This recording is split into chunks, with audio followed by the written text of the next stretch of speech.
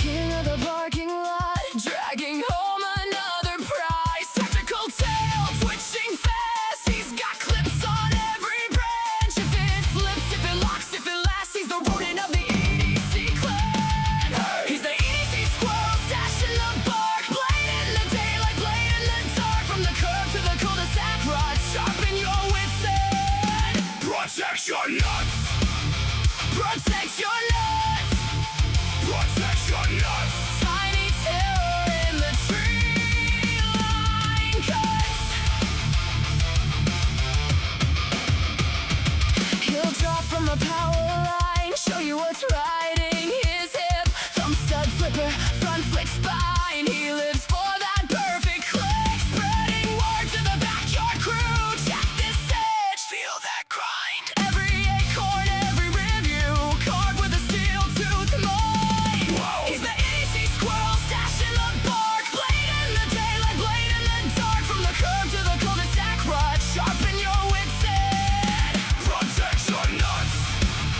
Protect your nuts.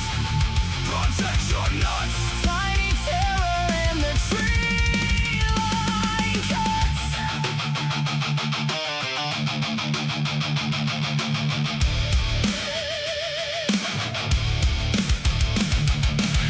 Climb high, tree line thrown in the storm. Cold bite, metal heart staying warm. If you mess with a scribe or his heart, you'll hear one battle cry roar. From the brush, protect your, protect your, protect your nuts.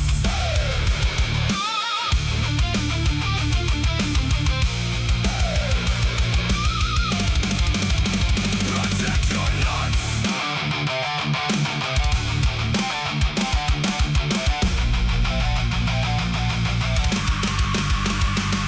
He's the EDC Squirrel, stashing the bark. Blade in the daylight, blade in the dark. From the mail call crate to the gutter front rod, sharpen your wits and protect your nuts. Protect your nuts. Protect your nuts. A little legend with the pocket cut cuts.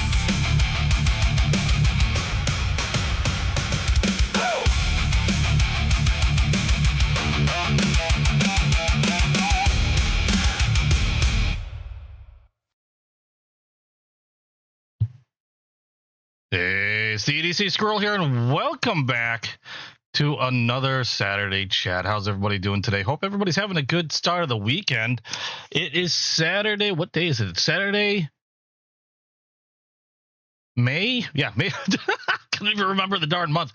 Saturday, May 9th. And it's kind of a slim week this week because everything came in so early the week prior that I really don't have much in the way, at least in terms of new knives to show you guys this last week. I think I got like one knife this this last week because everything came in, or a bunch of stuff came in early, so it made it in time for last Saturday's show. And then, oh, why is my camera all cockeyed?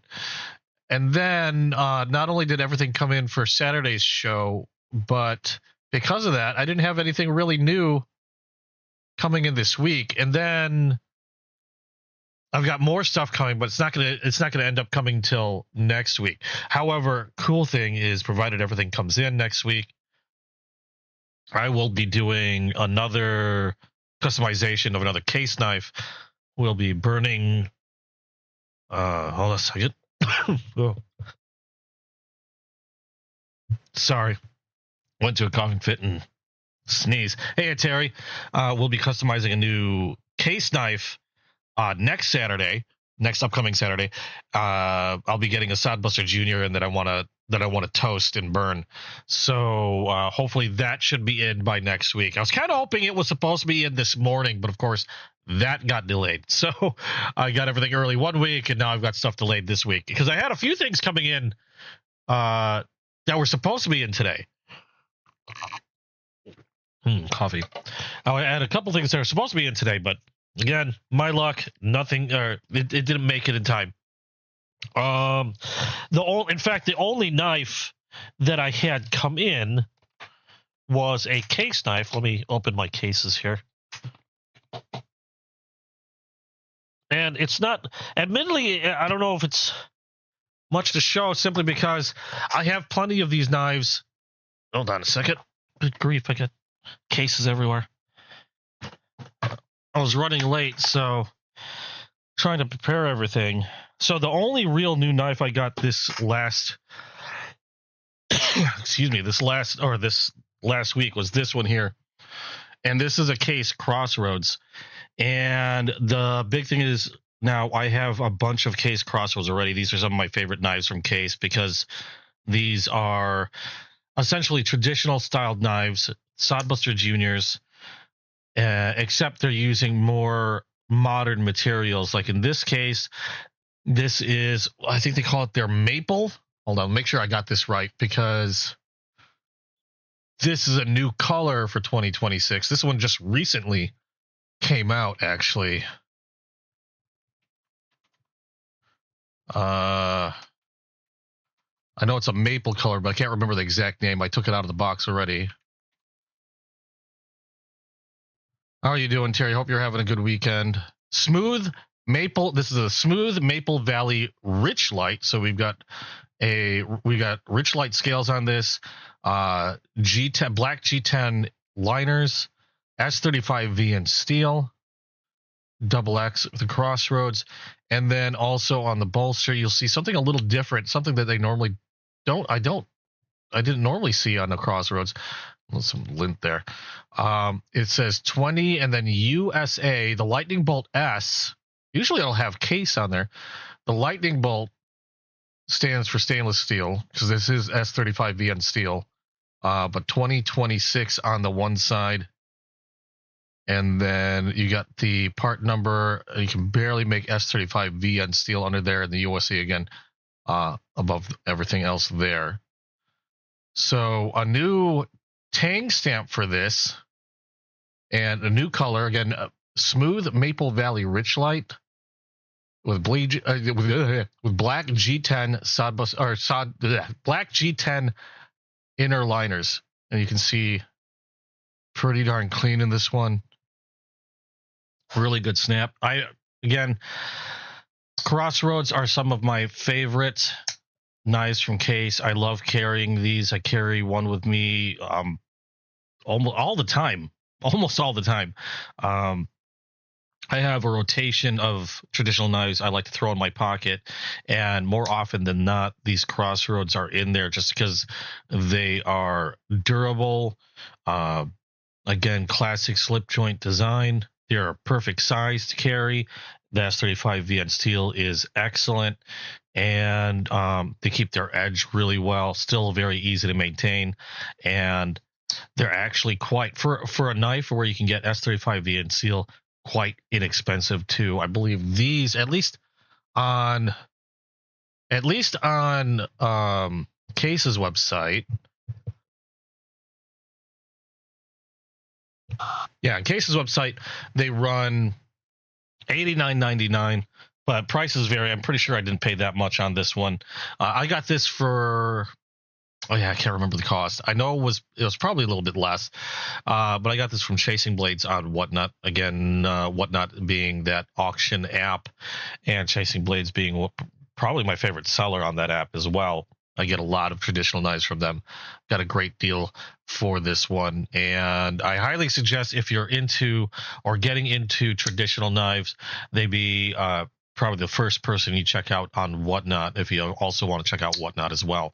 But yeah, my only real new knife for this week, because of early shipments as well as delays. So combination of everything. But I still wanted to hold a chat today, because I love talking about knives. I love talking about pocket knives. And I figured what we would do today is go over some of my favorite knives from every price point, going, starting from the least expensive that I would readily recommend to excuse me,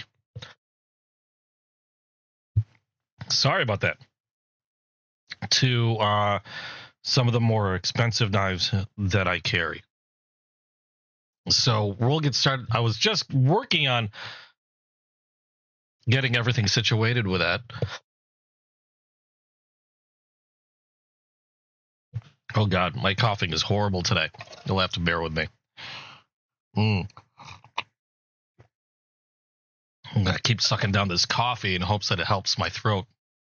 I don't know what it is this last couple of weeks. Could be allergies, could be anything, but it has been driving me absolutely nuts with my streaming.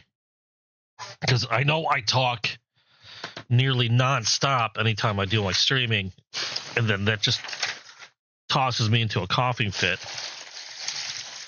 Now I just realized I've got all my stuff unorganized over here. So I didn't have a chance to prepare like I was hoping to and have everything laid out like I wanted. And everything is quite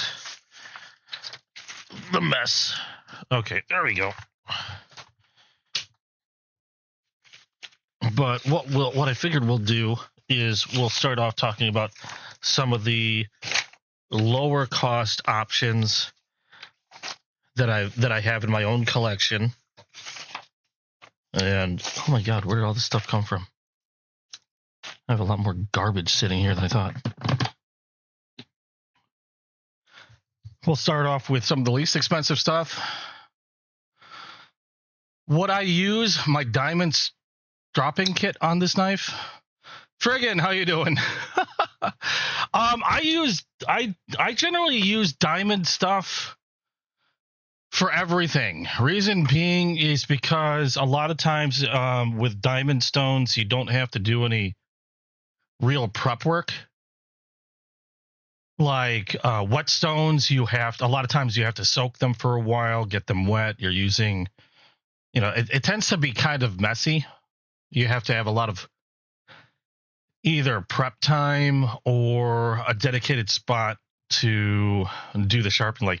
Like when I was using whetstones, I'd have a big plastic bin, generally filled with water, and to keep the stone wet. I'd have to soak the stones for like 10-15 minutes beforehand, and then you get that slurry as you're sharpening with a stone, and it does tend to be a mess. Since I moved to diamond stones, first of all, diamond stones will sharpen pretty much anything because there really isn't a steel harder than diamond. So your most difficult steels are still going to be relatively easy to sharpen using diamond stones. You don't have to wet them. In fact, you don't want to wet them aside from very special cases like maybe resin bonded diamond or something like that. I use regular diamond plates. So there's no having to soak them, wet them, or use any honing oils or anything like that. And you just sharpen and go. And same when I'm using leather strops, I use a diamond emulsion, and they have varying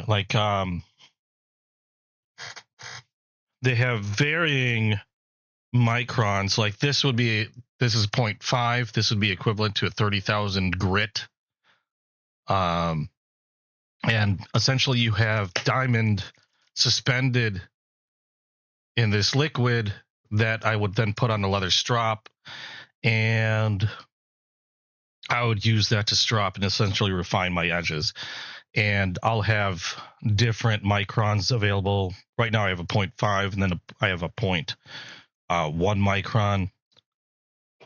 I had a 3 micron, but I am currently out. I usually start with 3 and then go to 0.5, but I've just been going straight to 0.5.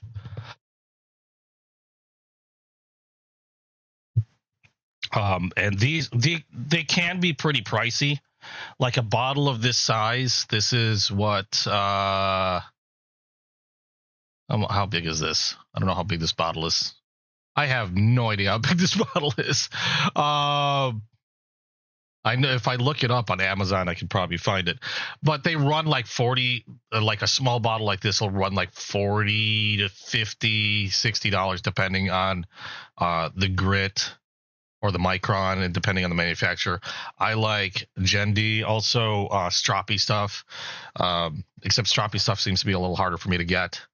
I like stroppy stuff is great because it comes in different colors. In fact, this is stroppy stuff, and the color tells me that this is a 0.5 micron, where this is Gendi. All of theirs tend to be this gray color. It dries like this here. This one's been used a little bit, so it's a little darker because they'll blacken over time as you use them. But I use diamond stuff for everything.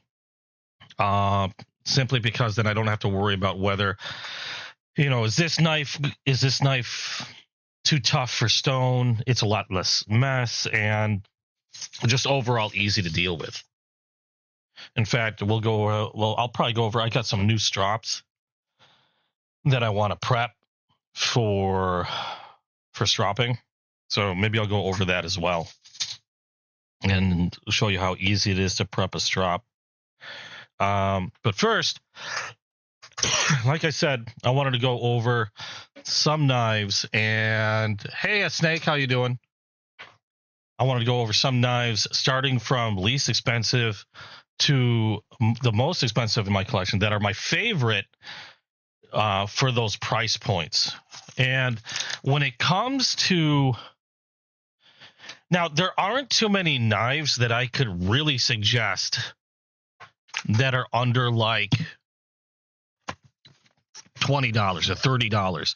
Once you're under like $30, it starts to get a lot of the stuff you tend to get generally ends up being kind of junk for lack of a better term, because the materials aren't that great. Usually quality control is shoddy at best.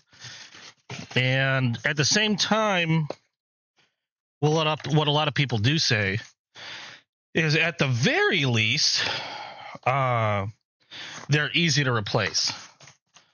But I do have a few recommendations for those that don't want to spend a lot of money but want a decent, like, EDC carry knife for whatever reason. Obviously, some things are going to be better for for certain tests than others. But one of the knives that I recommend a lot,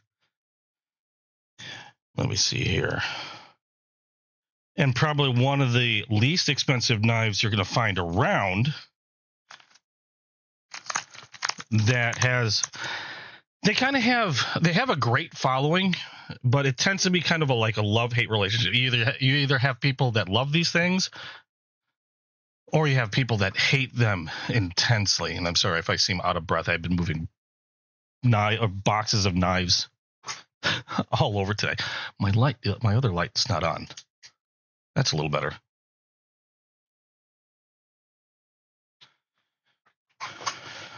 And let me turn this down just a hair. One of the knives I recommend a lot is the Opinel. This one happens to be an Opinel number 8. You can see there. And the numbers denote the size. Now, they have Opinels that range, I believe they have Opinels that range from, do they have an 01? Yeah. I've been moving. You have no idea how big and heavy some of these cases are.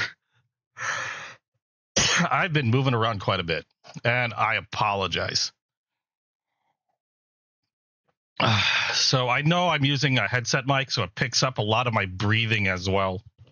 I don't use the lapel mic like I was using before, because the lapel mic tended to die a lot. And I'd have to switch it over.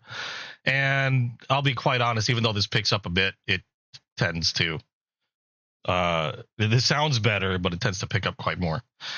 KJ2, how you doing? Only $20 knife you would carry would be a utility knife. I have some of those too, but the Opinels I think are actually pretty good. Again, it's a love-hate thing. Either people love these or they hate these. These are French made, And I was just saying they have different sizes. This one's a perfect carry size for me, 0.08 or 0.08, number 8.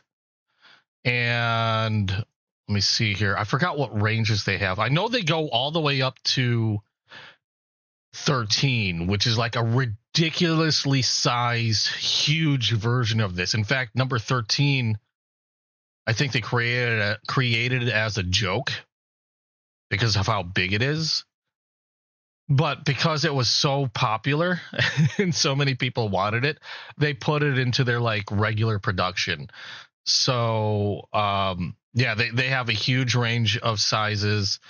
And the way they work now from, I believe, number 6, either number 5 or number 6 on up, they have this feature, but anything smaller than that, they don't have this feature. And the feature that I'm talking about is their, I can't remember what they call this. It's their locking system.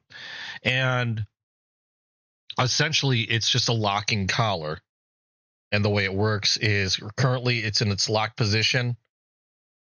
And then you turn it to unlock the blade. That allows you, and it is a friction folder in that regard. There's no liner or spring to snap it open or snap it shut. You simply open the blade, and then you can turn the collar back, and then that locks the blade once more. So now it is a locked blade. So it's not a fidgety knife. It's not a fast knife. It's too French for you. But they are actually really nice knives. They're not, I wouldn't call them anywhere near heavy duty. In fact, a lot of people that I know that like these, and I like them myself. They're great knives, but they're not exactly heavy use. They're fine for opening packages, things like that. I probably wouldn't use this for breaking down boxes, although it could. It probably wouldn't last too long in terms of, having to open box after box. However, they're great for opening packages. They're great for what I like to use this for is literally for eating. When it comes to cutting your veggies, cutting your steaks, things like that. A lot of people, I will be honest, I have another Open L like this, and I have carried it with me when I know we're going to a restaurant, because most of the time the knives you get at the restaurant suck. They wouldn't cut, they wouldn't cut ketchup. if you know what I mean. They're dull as hell. Hey Morgan, how you doing? No worries, Morgan. But these are they're nice and slicey knives. I can't remember the steel that they have on these knives. It's not like a high-end steel or anything, but they're very easy to maintain, very easy to cut, keep sharp. Really nice slicey blades. They're very thin. So, I mean, they work fantastic, and they're not complicated. They're very inexpensive. Like I said, I believe, how much does the Open L run? I believe this ran under $20, like maybe $15 for my particular one.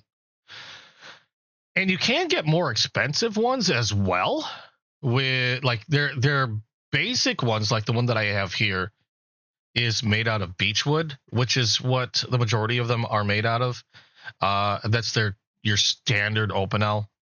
And no, they don't use melted Coca-Cola cans.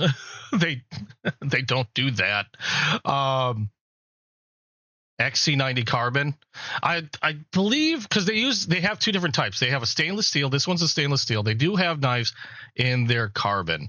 And I'm trying to remember what the exact cost on those were. Yeah, like 15. Like this one, literally, is under $16. Not expensive. In fact, the other one that I have is number 6, I believe. And like I said, that you can get more expensive ones, like fancier ones. This one happens to be this one's a number 6, so you can see it's a bit smaller. Same locking collar. This one just has a more premium wood, a Padoke wood handle, which made it a little pricier.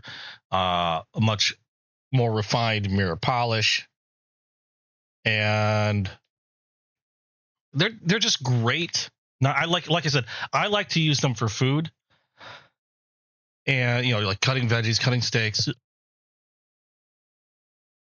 and maybe opening the random like envelope type package and things like that. And for that, they work fantastic. I probably wouldn't use them for anything heavier than that, though. They're not. I'm not going to say they're delicate, but they're not the most robust knives. But for the price, at least for the because the more expensive version, kicking my camera there. The more expensive versions, like the more premium woods, are going to run you just under, like this one's just under $40, I believe. And again, if you just stick with the standard beechwood, that's going to run you about just under 16. But for the price and for what they can do, what you can use them for, not bad at all, in my opinion. You can get, I think, there are other manufacturers that make similar. I believe another one. I got another one from. Who did I get? I got it from Whatnot. And let's see if I have that here out here with me.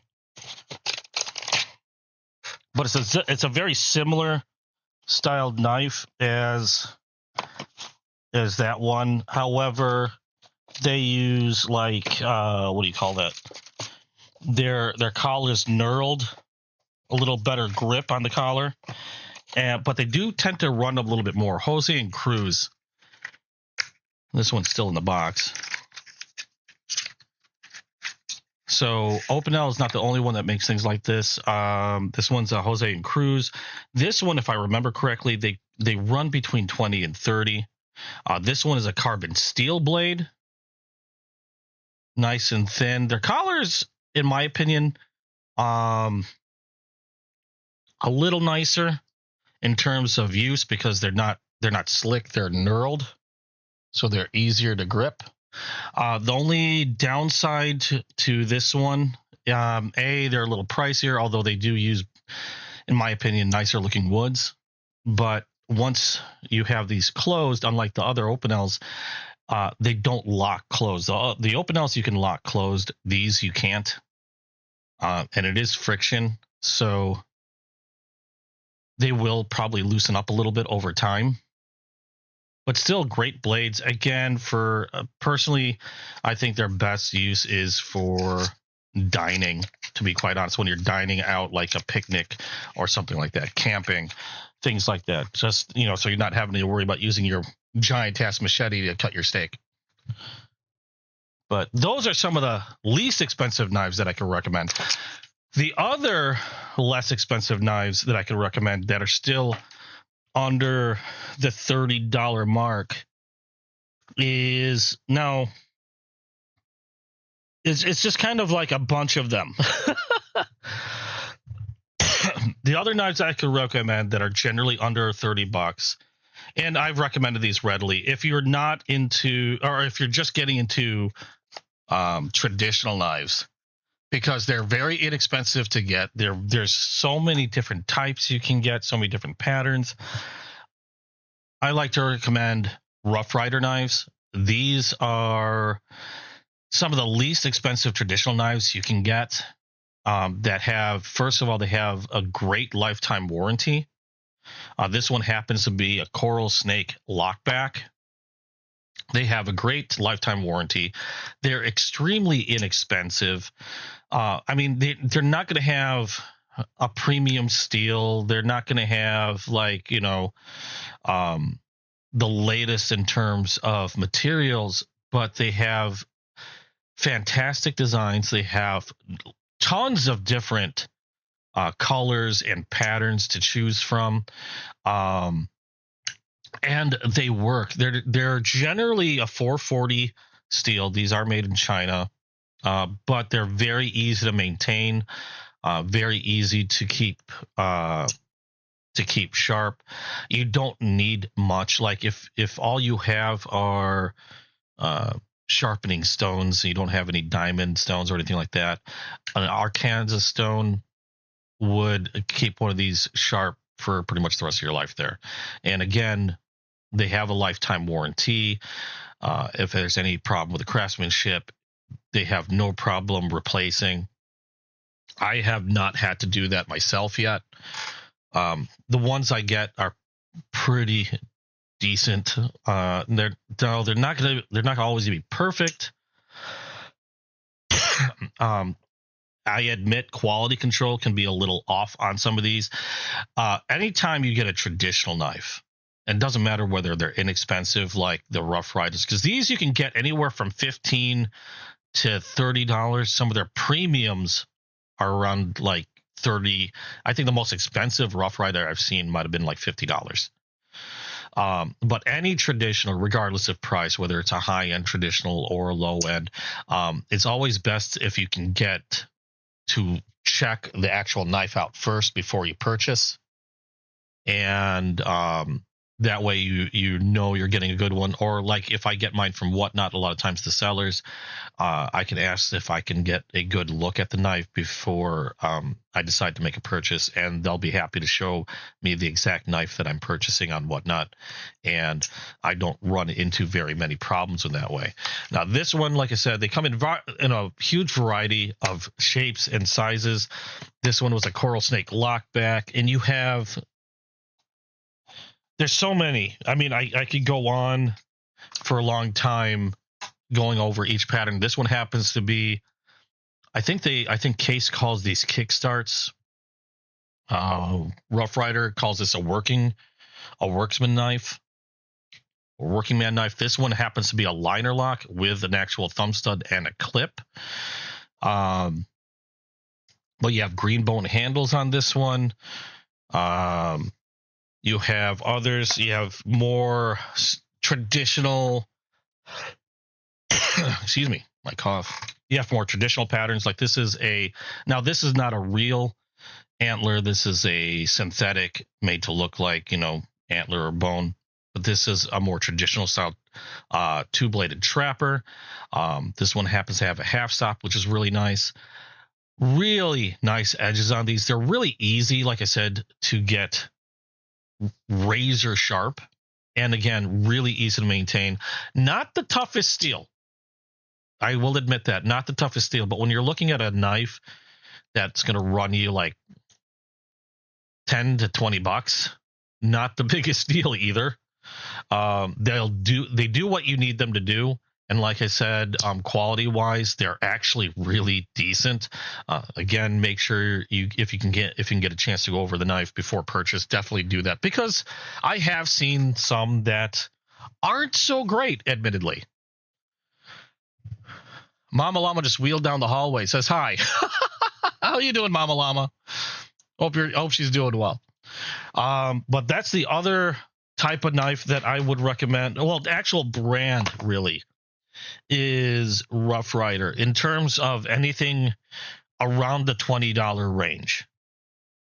Anything else, admittedly, other than those, tend to be a little sketchy in my opinion. I've seen other brands run around that price. There's numerous knives you can get for that price on Amazon, but I've checked a lot of them out. I could not recommend anything other. Personally, I couldn't recommend anything other than the Rough Riders or the Opinels for that price point. You're not going to find too much around there that's not going to be admittedly junk.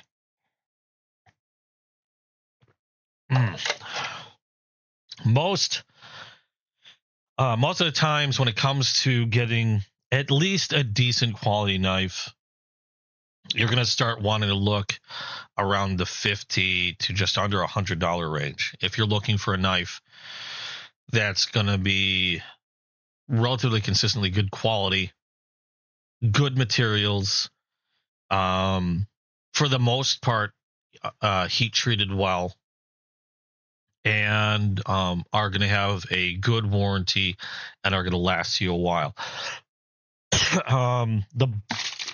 The bottom end of that one, so we'll say like $30. The next knife that I would recommend is probably one of the best-selling knives on Amazon. And this is where you start getting into the reliable territory, in my opinion, reliable knife territory. And probably the one knife that I could recommend at $30, here it is. Again, this one is probably your best-selling knife on Amazon. At least at one point, I remember them being the most sold knife on Amazon. I don't know if they've been usurped by any other brand, but last I checked, this was like the best seller. Hey, Bunny, how you doing? You have some knives coming in today, not sure which. I had one knife come in today that was this, or this week, because everything came early last week, and then I have others being delayed and not going to get here until next week. So this is literally the only new knife I got last week. Excuse me, my cough is killing me. The most sold that knife on Amazon is the Civivi Mini Praxis, and for good reason. It's a great knife, really quite inexpensive, but a really great EDC. It's a D2 steel. This one's coated. They run like $30 on Amazon. And I think they still have, they still have the #1 bestseller tag on there. But from what I remember, they sold more of these than any other knife. And it's a great size, especially for a lot of people that might live in an area where blade size is restricted. You got a 2.98 inch blade, D2 steel, G10 handles, nice and grippy, a decent pocket clip on this one. They got it turned down deep carry, which is really nice. I wish this was a little lower, but it's not bad. I'm glad they turned it down. The clip isn't reversible, unfortunately. A simple rear flipper liner lock knife that does what it needs to do. The D2 steel has great edge retention, amazing edge retention, and edge wear, wear resistance. Now, it is a semi-stainless steel, so the coating helps a little bit in that regard, but it's still a knife that you'd probably want to keep waxed or oiled, definitely wiped down after every use just to help prevent corrosion. But for the most part, it's going to serve you well, pretty darn well, as long as you're keeping it clean. You're not, just tossing it wet into your tackle box or something and letting it sit there. It's going to serve you for quite a long time, and because of the edge retention on D2 steel, it's going to last a good long time before you have to worry about honing or sharpening again. Now, because it is D2 steel, it's going to be a little harder to sharpen and maintain. This is one of the first. D2 steel is where I'd start recommending using diamond plates to sharpen your knives, or diamond emulsion for strops. That goes a long way in making these a lot easier to maintain, because a lot of times, especially if you're just buying inexpensive or cheap sharpening stones on Amazon, these will wear those stones down faster than anything, because the D2 steel. But these are fantastic knives, only for $30, which explains why these sell like hotcakes. I still carry this quite often. It's just very easy to toss in my bag for $30. I never have to worry if anything's going to... In fact, I think this is my second one. I lost one. And, it's not hard to replace, only being $30, and I really don't know how I ended up losing it. Being $30, it's not hard to replace. It doesn't really hurt my wallet so much. Their availability is really high, again, being one of the best sellers on Amazon, and Civivi being a well-known, well-trusted knife manufacturer. Just, it's a simple, overall great knife. Get a good amount of grip for a knife that of this size. I mean, I can get a gorilla grip on this thing. You can choke up on the blade for really good control over that edge. You got a bit of jimping back here that's slightly ramped. It's just overall great knife and hard to beat for $30.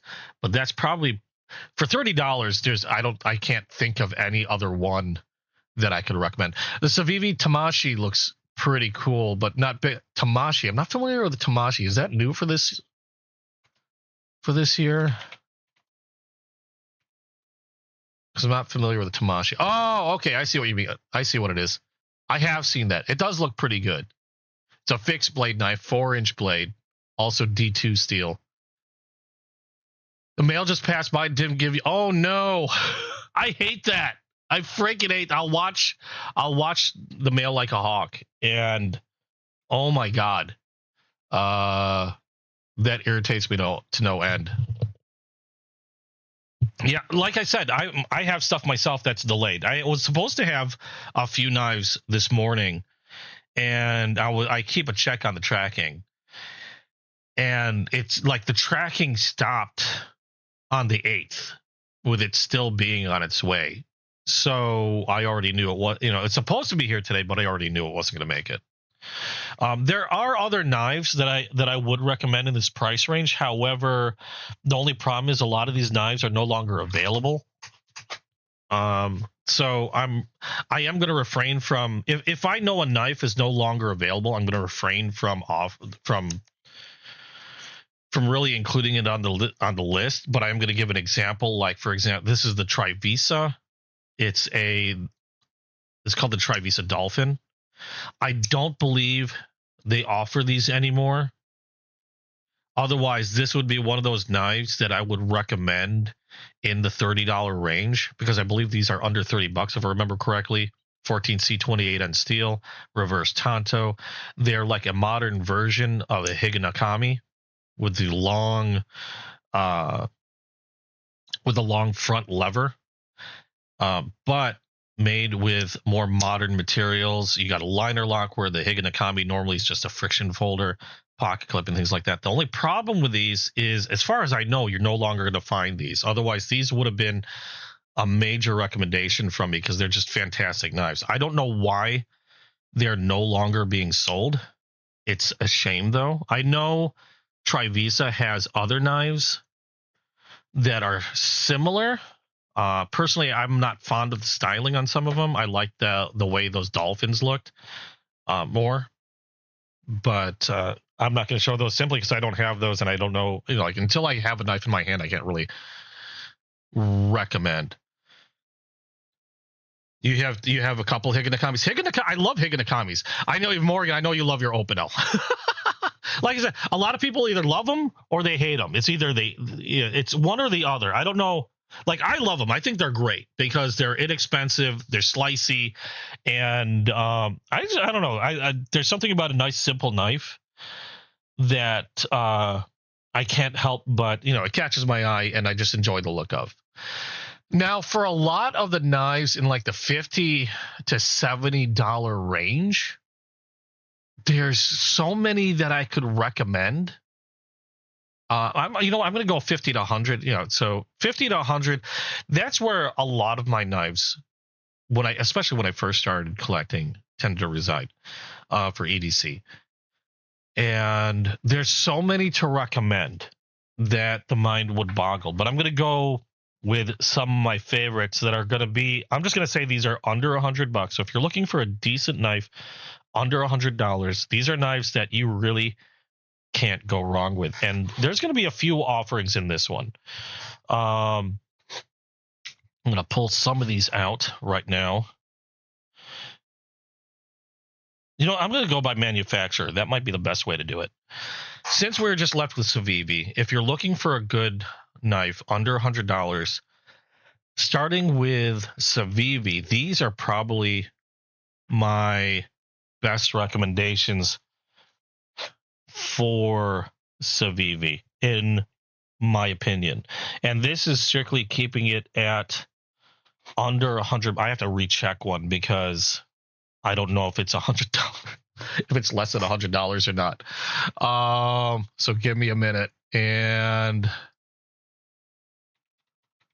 now some of these models have been out for a good long time. Okay, yeah, it's just under $100, so that fits in there.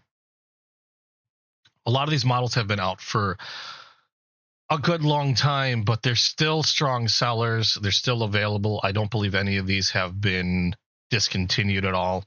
The first one is probably one of Civivi's most popular knives on the market. Actually, we're going to go with 5 because freaking I have 5 of them here. This one is the Elementum 2. This is a button lock knife. Now, I did replace a pocket clip on this one with a titanium pen style pocket clip. Normally, it has a bent deep carry, but I do like, as much as I love deep carry, I prefer deep carry, but the only thing that trumps a deep carry pocket clip for me is a pen style pocket clip, unless the deep carry pocket clip is done super, super well. So I actually replaced mine with a titanium pen style. It is a button lock and rear flipper. This is probably one of the most recognizable knives from Civivi. Just great all-around knives. They have been super popular for a reason because they're small, easy to carry, easy to use. The button lock is, I mean, Civivi really knows how to do their button lock well.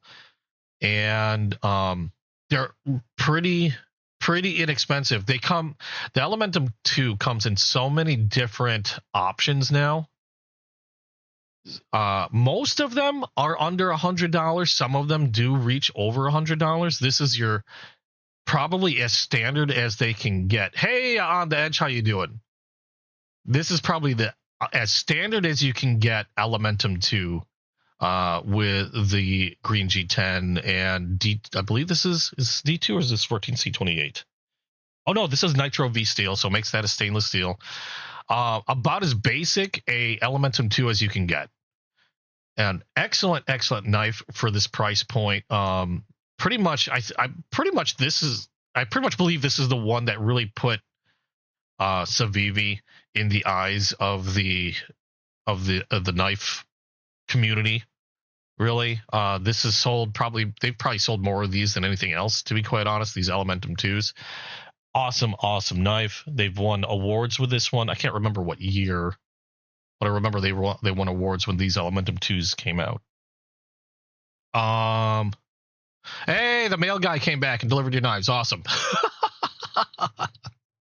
The other one that I could recommend, and the funny thing is I got a peanut butter and jelly version of this from SMKW. This is like my third Civivi, and it's our Civivi Yonder.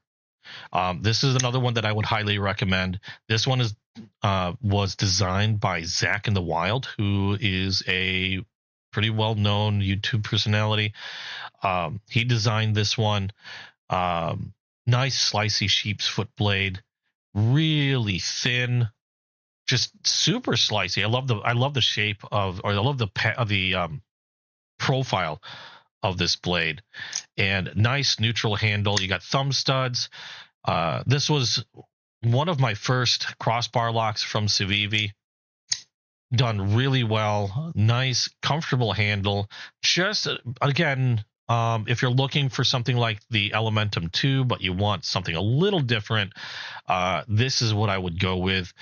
Reversible pocket clip on this one, deep carry.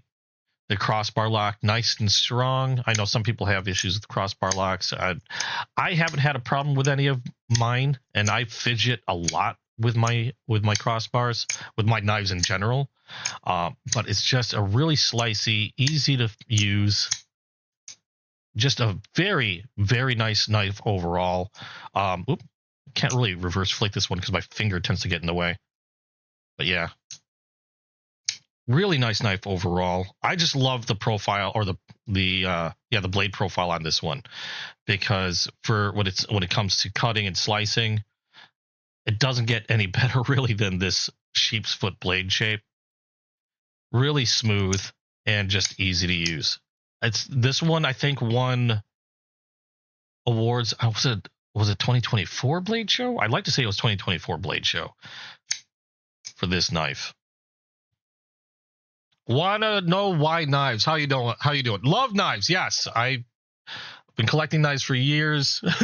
Been probably spending way too much money on them. I focus on everyday carry knives, folding knives. I do have some fixed blades. I collected fixed blades as well, but I tend to I collect the smaller pocketable knives, things that are easy to carry from day to day. Like what I'm showing here. I'm just going over a lot of knives that are my favorites for different price points. Right now I'm looking between the $50 to $100 range, and we're looking at Civivi, or the Civivis in my currently my collection. The other Civivi knife that I could recommend under 100 would be the Civivi Cubit. This, I think, was a highly underrated knife, and I don't see too many people. Excuse me. Hold on a second. I haven't seen too many people with these knives, but I think these are some of my favorite knives from Civivi. These have aluminum scales. This is also a button lock with dual thumb studs. But the thing about this knife is it feels really, really good in the hand. It's a very neutral handle with a slight curve to it, so it kind of fits a little bit better in my palm. You have a good sized finger choil allowing me to choke up on the blade. Some jimping here. And I really love this almost leaf shape style blade. Really thin, nice and slicey, thick, pretty deep belly there. Super sharp out of the box. This one I've carried quite a bit. Really easy to maintain. These, I believe, are 14C. Yeah, 14C28 on steel. This is another one of Civivi's that I replaced the pocket clip with a titanium pen style pocket clip. And you can reverse these. I love the pen style pocket clip on this one. Makes it feel even better in my hand. That clip disappears in there and doesn't feel irritating at all. Button lock is super easy to use, super quick to deploy, like really smooth on the pivot, and just an overall great knife. The aluminum scales on this one, they've rounded off really nicely. No sharp edges whatsoever. But it's just a fantastic knife from Civivi. The Cubit. I don't know why I don't see more variations of this one in their line. Like, say, for example, I mean, they have so many variations of the Elementum. And even the Yonder, they came out with the Over Yonder, which is a larger sized version of this one, but I don't see too much on the Cubit, which is a shame because I think it's probably one of their best knives in their line, just because of the blade shape. It's really comfortable in the hand. The aluminum is not too slippery. It has just enough grip in there. Just a really, really nice knife. You have a brass knuckle trench knife. Yeah, unfortunately, can't quite carry one of those. Otherwise I would. Biggest knife you have is an OKC Rat. I have some big knives, but again, like I said, I concentrate primarily on the pocketable. Technically that knife is pocketable, and the one I'm talking about is a Cold Steel Raja 2, which is like a folding kukri. Technically it's pocketable if you have really, really large pockets. So yeah, something I can carry in my jeans is generally where I stick around. The other knife from Civivi that I recommend under $100 would be this one right here. This is the Civivi Vision, another super popular knife from Civivi. And the thing that makes this one special is their super lock. Now the super lock, I was mistaken when I first did my video on the Civivi Vision. But the super lock was not actually it didn't get inspiration from Demco's Shark Lock. It was actually they were being developed at the same time.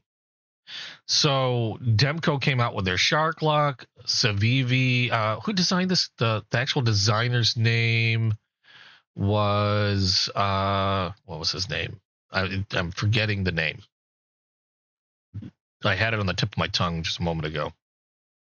Sneck. Snektan or Snextan. He designed the Super Lock just about the same time that Demco had designed his Shark Lock. So they may look a bit similar, but they function much differently from each other. Or the way the internals are very different from each other, but they kind of work similarly. Where for this type of knife, you have this fin on the back here, and like the Shark Lock, you got dual thumb studs here, and you just push down on this fin or pull down on this fin that releases the blade, and you can drop the blade. You can drop the blade back down. Very fidgety knife, very easy to use locking system, and a really nice secure locking system at that, a very strong one. Also, as you're using the knife, you're covering that lock so nothing can really get in the way. It's nice and secure in that way. You got a decent amount of finger choil there. You can choke up on the blade really nicely. A relatively neutral handle and somewhat low pocket clip. I wish that the pocket clip here at the end was kept a little lower because it's like a high point here. So my only qualm about this knife is this little the end on the pocket clip can be possibly a little irritating because of how high it goes, but at least they turned it down a little bit, so hopefully it won't snag as much. I love the blade shape on this one, a reverse Tonto style blade, but a really fidgety knife, and I love the sound of the Super Lock, kind of the same way I love the sound of the Demco Shark Lock. It's got a very satisfying auditory click. Like, I love the acoustics on this knife. And I believe this is 14C. No, this is Nitro V. They generally use Nitro. A lot of these knives, Nitro V or 14C28N. This is Nitro V steel. Really nice, sharp, slicey blade out of the box. This is probably one of their more popular options simply because of that Super Lock. But really awesome one. This one is done in natural G10, or a lot of people like to call this Jade G10. But really awesome knife. I'm just going to open all of these so you can see how they all look in comparison to each other. The last one I'd recommend, under $100. I believe this is still under $100. Let me make sure that it fits in this category from Civivi. Let's see here. You have a giveaway tonight at 7 p.m. Oh, we'll have to check it out. Oh, this one is running at $90 currently on Amazon. This is called the Anaki. Another one that's, in my opinion, very underrated. I think it happens to be a fantastic knife. A lot of people think, I like one comment or a few comments that I've heard is it looks very aggressive. I think it looks absolutely beautiful. It's got aluminum scales, a harpoon style blade. It's actually really, really comfortable in the hand. It is a button lock blade, and you've got all these cutouts in the scales, which really lightens this thing up a ton. I've heard comparisons of this one. I've heard this being compared to the Gerber. Like, what do they call it? The Paris something or other. I can't remember. A lot of people have compared it to a Gerber knife. I don't think there's any comparison to it because the Gerber knife is admittedly, if you were to take a look at the materials versus Paraframe, that's what I'm looking at. A lot of people have compared this to the Gerber Paraframe. I don't know why, because the Paraframe is like a $22 knife from Gerber. And when you take a look at the materials that are being used between this and the Gerber, this one outclasses it a ton. Now, granted, yeah, this is many more times more expensive than the Gerber at about $90 versus 22 is what I'm looking at for the Gerber. But in my opinion, this will outlast a Gerber. I mean, by the time you work this down to the point of where you might need to replace it, you've probably replaced the Gerber 4 or 5 times. I mean, the Gerber, I took a look at one. $22 sounds about right. And a lot of that you're still paying for the name. I think the reason why they're comparing the two, though, is simply because of the looks. And I think that's why they're comparing it. Like, I would never compare the two myself. The only reason I'm mentioning it is because I've heard it a lot. And I don't even understand why. It's, the only thing that I can think of is it has to be the looks. Yeah, that's the only reason anybody would compare the two. Material-wise, you have a much nicer blade. This one it's either going to be Nitro V or 14C. I can't recall on this one. I believe it's Nitro. Yeah, it's Nitro V. This one's a Nitro V steel. And like I said, Civivi does their button locks really, really well. I know some people aren't fond of button locks, but if you're going to get a button lock, Civivi is honestly, in my opinion, the way to go. Super light, really, really fidgety. I cut my nails, so there we go. Really, really fidgety. You got a thumb hole here that I can reverse flick with. You can reverse. You got a rear flipper, or you can just use the button to flip the. Oh, I didn't use the button there. There we go. You can use the button to open and close the blade. Just a really, in my opinion, really cool yet functional knife. I know some people said it looks pretty aggressive, but I love the harpoon style blade on this. And you've got some jimping back here, or if you choke up a little bit, you have a little divot that you can rest your thumb in. Just gives you really good control over that edge. Really fine point on this. Just some of my favorite blades from Civivi at under $100. Hey, Razor Blaze Edge. CJRB. I have a few CJRB. That I don't remember how many of them have button locks. I'd have to look. But from what I understand, they've done pretty well with their button locks. But in my opinion, I think nobody really does it better than Civivi with a button lock. I think the closest other comparison I would make would be with like some of Kaiser's button locks, except I don't see Kaiser doing too many button locks anymore. In fact, one thing that I saw Kaiser doing a lot of, and I'm happy for that, is they seem to be moving towards more top liner locks, which I hope a lot of other manufacturers do. I absolutely love top liner locks.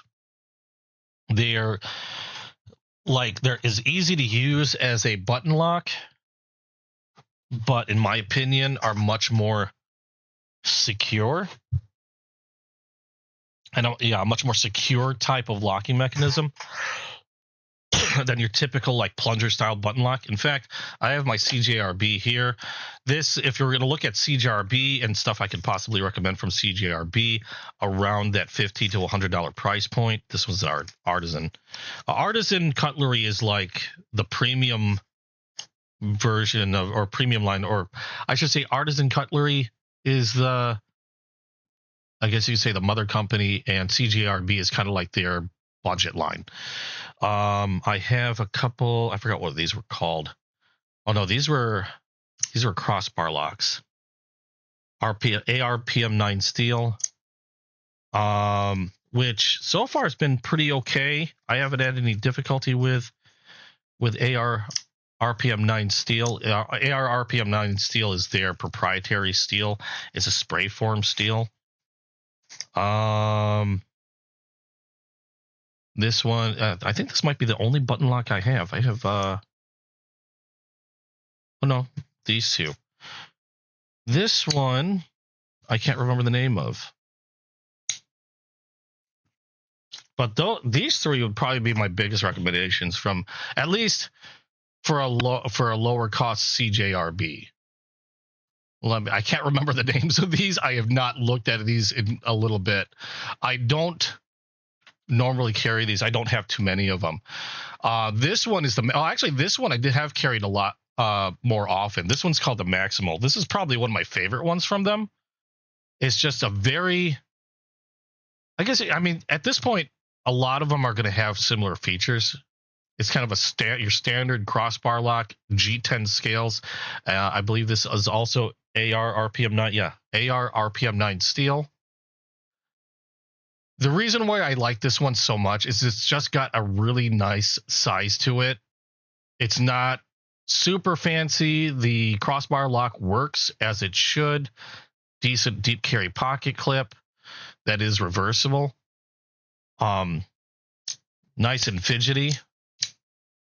Nice and light. So, I mean, nothing that really stands out. This one, it's actually just a hair under $50. I think it was like 49 something, I believe, for this one. This is the Pyrite, and it is a stainless steel handle version of the Pyrite. This one has a typical plunger button lock, except you have stainless steel scales on this one.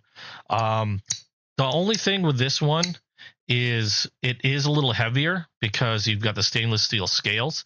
You do have to, I definitely would recommend wiping this down after every use because it is stainless. Even stainless steel will corrode over time if you're not keeping it clean.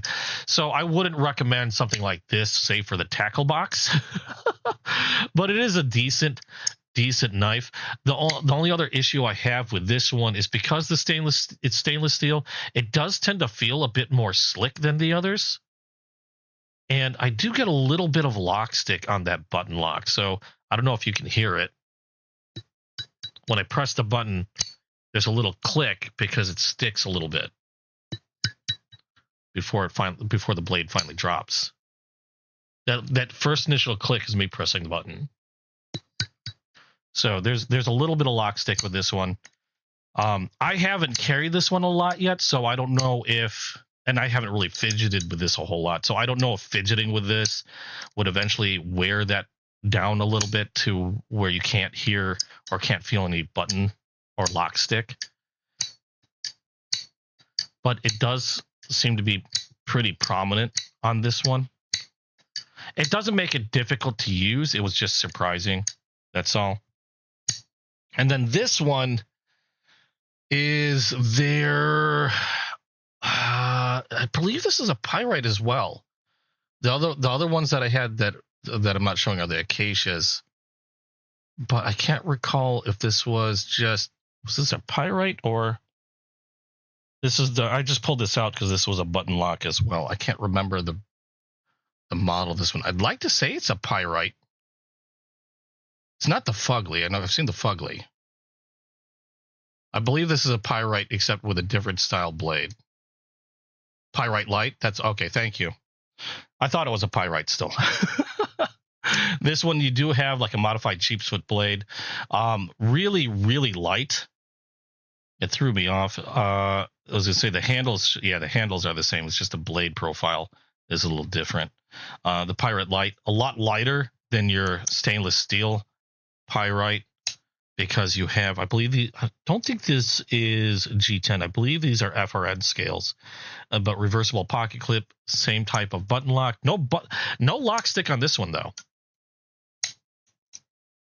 I do like it because of its interesting blade shape. It's a little longer than I prefer for carry. Again, because I live in an area that has blade restrictions, so I try to stay within 3 inches or less. But nice thin slicey blade. Again, AR RPM 9 steel. Not a terrible steel, not a bad steel. I haven't had any problems with it, but I haven't used my CJRBs enough to really put the steel through its paces. I have carried the Maximal on occasion and have used this a bit, and so far it's been performing great. Admittedly, though, I don't carry it as much because I've just got so many other knives that, to be quite honest, I prefer. When it comes to under $100, Civivi pretty much takes the cake for me, and I carry my Civivis more so than I carry my CJRBs. The other knives in the under 100 category that I can recommend will pull out are going to be from Kaiser. And I've got quite a few from Kaiser as well. Kaiser and Civivi were some of the earlier, more modern knives that I started collecting. I went from a lot of fixed blade knives and such, and I went through my phase of grabbing knives from your typical like gas station knife and stuff that I thought looked cool and things like that. And I guess you could say things started getting a lot more serious when I started picking up Civivi, Kaiser, and things like that. And from Kaiser, the ones that I could recommend from them, and this might change a little bit because I know some of this stuff phased out a little, and or either that or were replaced by other models. And let me see where are they at. Let me make sure I grab the ones I'm there. There's another one. Get over here. Excuse me.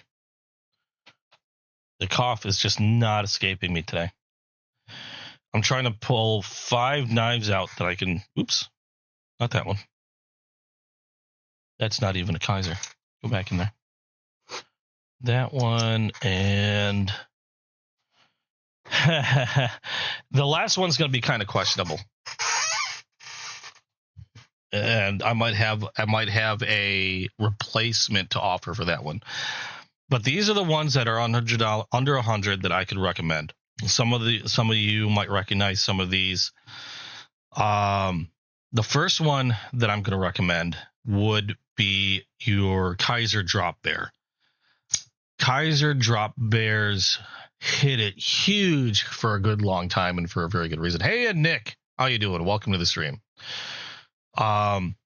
Super popular when they came out because they were very, very well done crossbar lock knives, super fidgety, super quick and smooth in operation. They have a great general blade profile, like this one's a drop point, almost a spear point type blade profile. They had a multitude of different scale materials that you can choose from. This one happens to be a clear acrylic. I also have one in Ultim. They came in G10 when these first came out. The crossbar locks, also the cool thing about them when they came out is they were also adjustable in terms of tension. The reason why I pulled the clear one out is you can see the holes and you can adjust the tension just simply by changing what hole the Omega spring is attached to. And just a great knife overall. This is another knife that I feel like put Kaiser on the map because of how popular the drop bears became. Easily one of their best-selling knives in my from what I understand. Dual thumb stud. This is the tension that I have on the crossbar lock is how it came from the factory. I haven't had to do any adjustment on that, and they've had so many different styles. They've now come out with different blade profiles, even more scale variety. Just an overall great carry at under $100 would be the Kaiser drop bear. Now the other recommendation would be the new Kaiser drop bears. I believe this is the drop bear 2. This one in particular has a sheep's foot blade, modified sheep's foot, and has their top liner lock. I believe this is... Oh, no, this is not a top liner lock. I am sorry. This is a plunger style. Is this a... No, this is a top liner lock. Okay, it just looked weird. The light was hitting it wrong. This is a top liner lock. I was going to say, I don't remember it having a plunger lock on this list. This should be a top liner lock as well. Anyway, this is the new drop bear. This one happens to have rich light scales on it. Top liner lock. Similar to a button lock, but a lot more secure, in my opinion, a lot stronger locking mechanism than your typical plunger style button lock. Same great ergonomics as your standard drop bear, except again, new locking system, a lot of different blade profiles, a lot of different and new scale materials. This one's done in a blue rich light. Just like an awesome upgrade to an already awesome knife. If you were sketchy about crossbar locks, now crossbar locks, I have never had a problem with, but I keep hearing people saying like the Omega springs break kind of easily, this and that.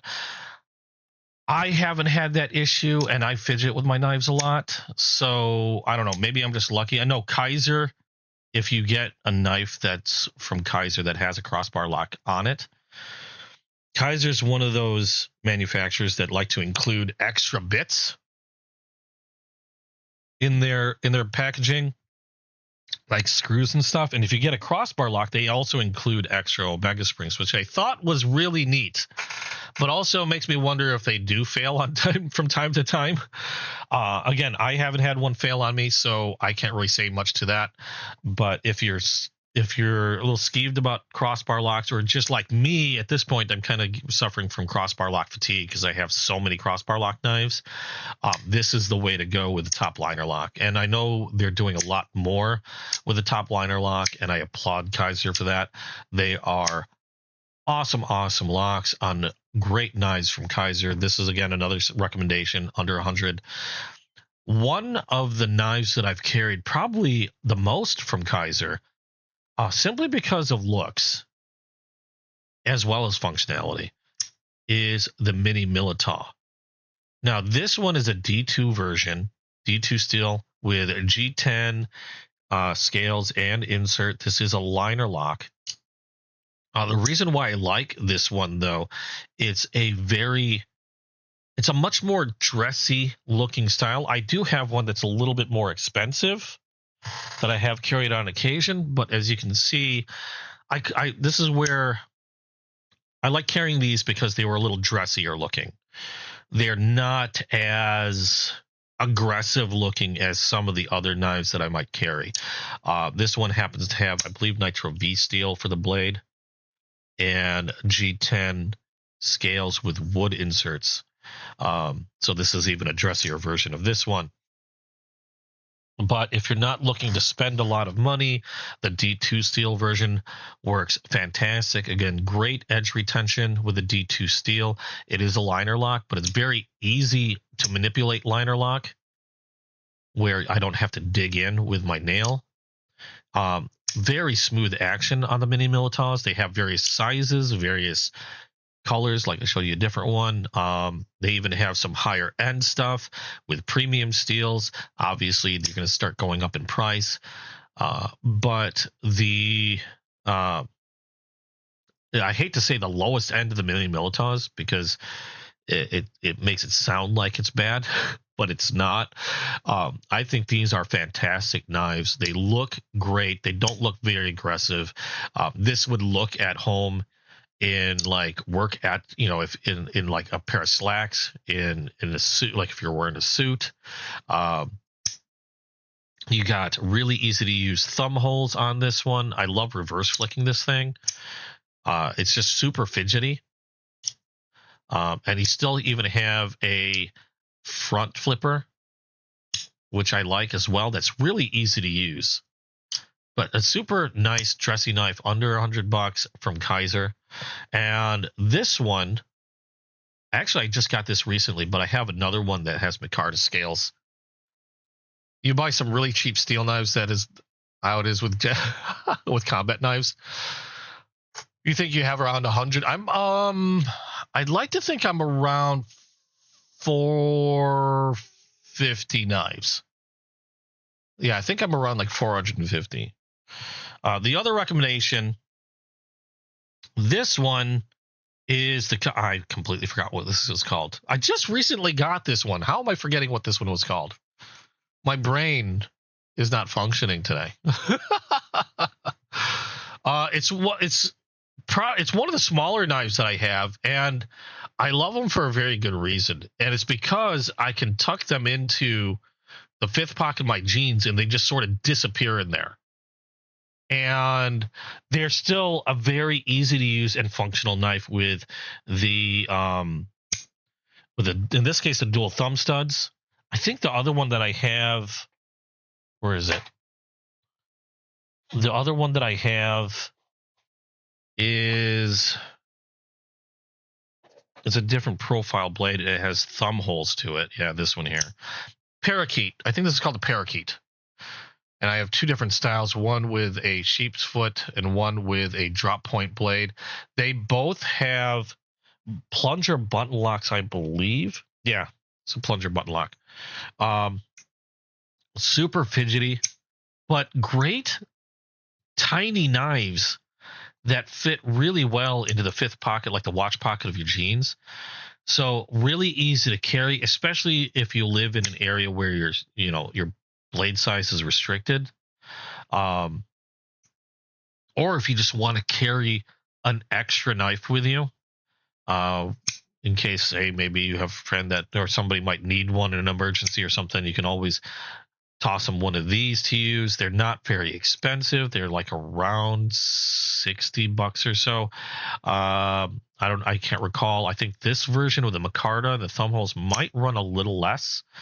This particular one with the sheep's foot blade happens to have aluminum scales to it. So I think it's a little bit more expensive. I think this one was around like $65, to be quite honest. And this one is probably around $50 to $60. But really great small blades from Kaiser. And my last one that I was going to show, this is probably my favorite blade from Kaiser. This one is designed by Osho, and this is the Bulldog. I love this knife. This one's a crossbar lock. It is a sheep's foot style or modified sheep's foot, almost a cleaver type blade to it. This one in particular has wood scales. Awesome blade. I love the blade shape, and I love how Osho had designed this, because you have jimping in the choil, you have various spots of jimping on the spine, and I love how he has the blade running, or the handle of the scales running high in relation to the blade, because when I'm holding this in a full grip, my fingers are, like this blade edge is so far forward of the fingers that even with a full grip, I can apply more of this blade edge to whatever material that I'm cutting without my fingers really getting in the way. Like even on a flat surface, I'm resting my hand and I'm bringing the edge down on the material. I have like this much of the blade ahead of me to utilize. Whereas here, if I were to grip this in my hand, my fingers kind of get in the way. And then, like, if I were to rest my fingers on the mat and bring the edge down, I have about this much edge towards the tip to work with. Where on this one, I have a lot more of that edge. I can bring a lot more of that edge to bear on whatever material I'm cutting without my fingers interfering. I love how he designed this. I love the shape of this one. This one's called the Bulldog. I even have a mini Bulldog that's like Halloween themed. Various materials, various blade seals. This one happens to be Nitro V. This has to be my overall favorite knife from Kaiser, just because of the feel. Even if I'm holding it with a pinch grip, he has jimping just behind the tip here that I can get a little bit more grip with my forefinger with a pinch grip, giving me really good control over that edge. Like, he was really thinking when he was just even on the jimping itself, other than, the rest of the design, even just the jimping, he was really thinking of the best place, I just really forward thinking on blade design. In terms of where he put the jimping on this blade. He was supposed to come, I heard there was going to be a top liner lock version, hopefully coming out in the future. I haven't seen anything as of yet. I'm keeping my fingers crossed. if he can come up, if they do make a top liner lock version of this, because I'd be on it in a heartbeat.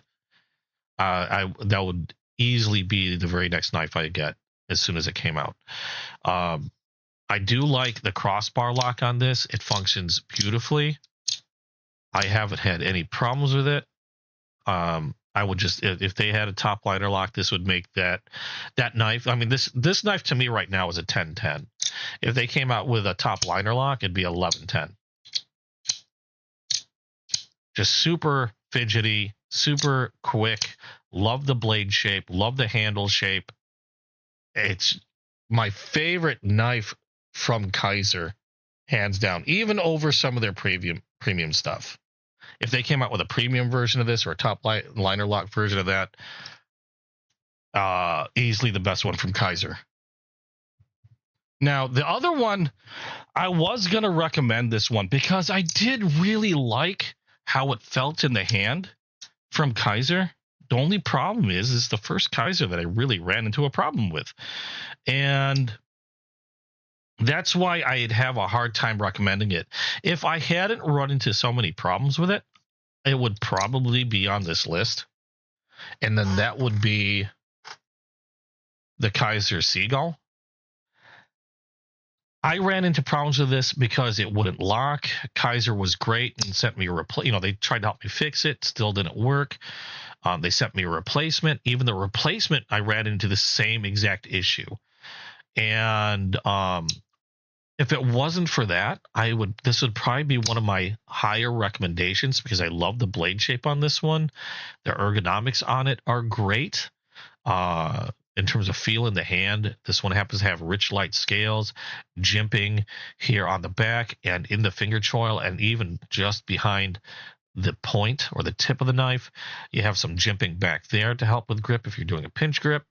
Awesome knife, in my opinion, if I didn't run into problems with it. I had issues with it locking up. It wouldn't lock. Like if I were to open this up, now it does it now, but if I were to open this up on a slow roll like this, it wouldn't lock up. I was able to close the knife simply by folding my hands over, and it would not lock up on a slow roll.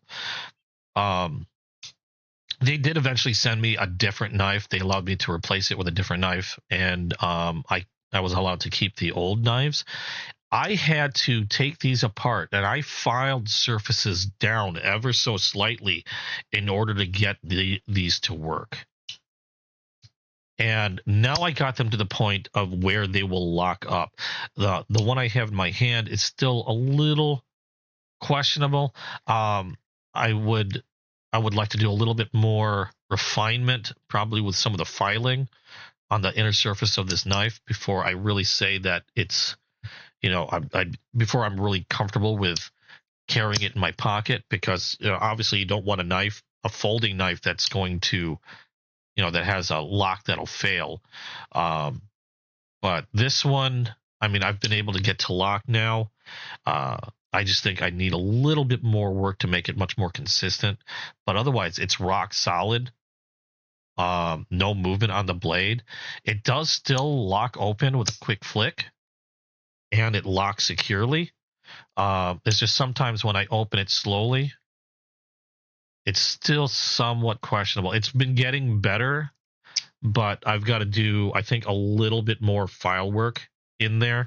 And that's the only reason why I can't recommend it, is because I've had to do, like, you shouldn't have to do any file work on a knife that you just bought. And in my opinion, if you have a folding knife, it should lock up when you open it up. B, it should lock up even if you open it really slowly. If you open it nice and slow, it should still lock up securely. If you open it slowly and it doesn't lock up and you're able to close it simply by folding your hand over, that's defective in my opinion. It should lock up securely whether you open it fast or open it slow. And that's the only reason why I can't recommend this knife. If it wasn't for that issue, like if this worked fine off the bat, and I don't know anybody else that has a Seagull. I would love to hear from somebody that has a Seagull, because I'd love to know if anybody else ran into that issue. because I had 2 knives in a row that ran into the same issue where it wouldn't lock up, and it took me a considerable amount of work to get them to lock. And I know, like I said, this one I'm going to have to work on a little bit more still, but hopefully I can get it to work to the point where I'd be comfortable carrying it, because otherwise I think they're fantastic blades. I think they're great blades. They're until I know they'll lock up securely and consistently, they're pretty unsafe. But those are the ones I could recommend from Kaiser at under $100. Those are, in my opinion, the best ones to get for that price point. I know they've had quite a lot of more recent releases since then. The most recent thing I got from Kaiser probably being that Drop Bear 2. But let's see. Trying to remember where all these went in my case. Hey, Mike Dropped, how you doing? Glad to see you. Is that? No, that's not it. I don't know where all these went. That doesn't go there. The drawback to pulling these knives in and out of cases is I have no idea where they're going. No, that'll go there. How you doing, Mike Dropped? You love your cat's Alley Cat, but it's stainless steel. You don't like stainless steel? I know some people don't dislike stainless steel. They like their high carbon. It depends on the blade. But made with 440. Okay. 440 for a machete?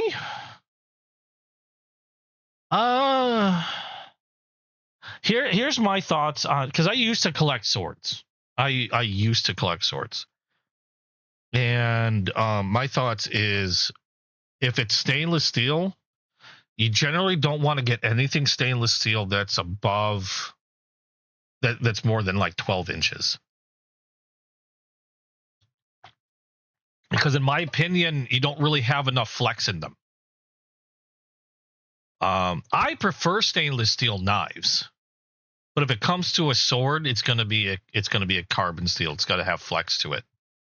And most stainless steel generally is going to be too brittle at that length to be really of any use, in my opinion. Now, I don't know if any of the metallurgy has changed for some of them, but if you're going for a blade that's going to be, in my opinion, I probably wouldn't use it on anything over like 10 inches or so. But 12 inches or higher, I would fear that it would snap.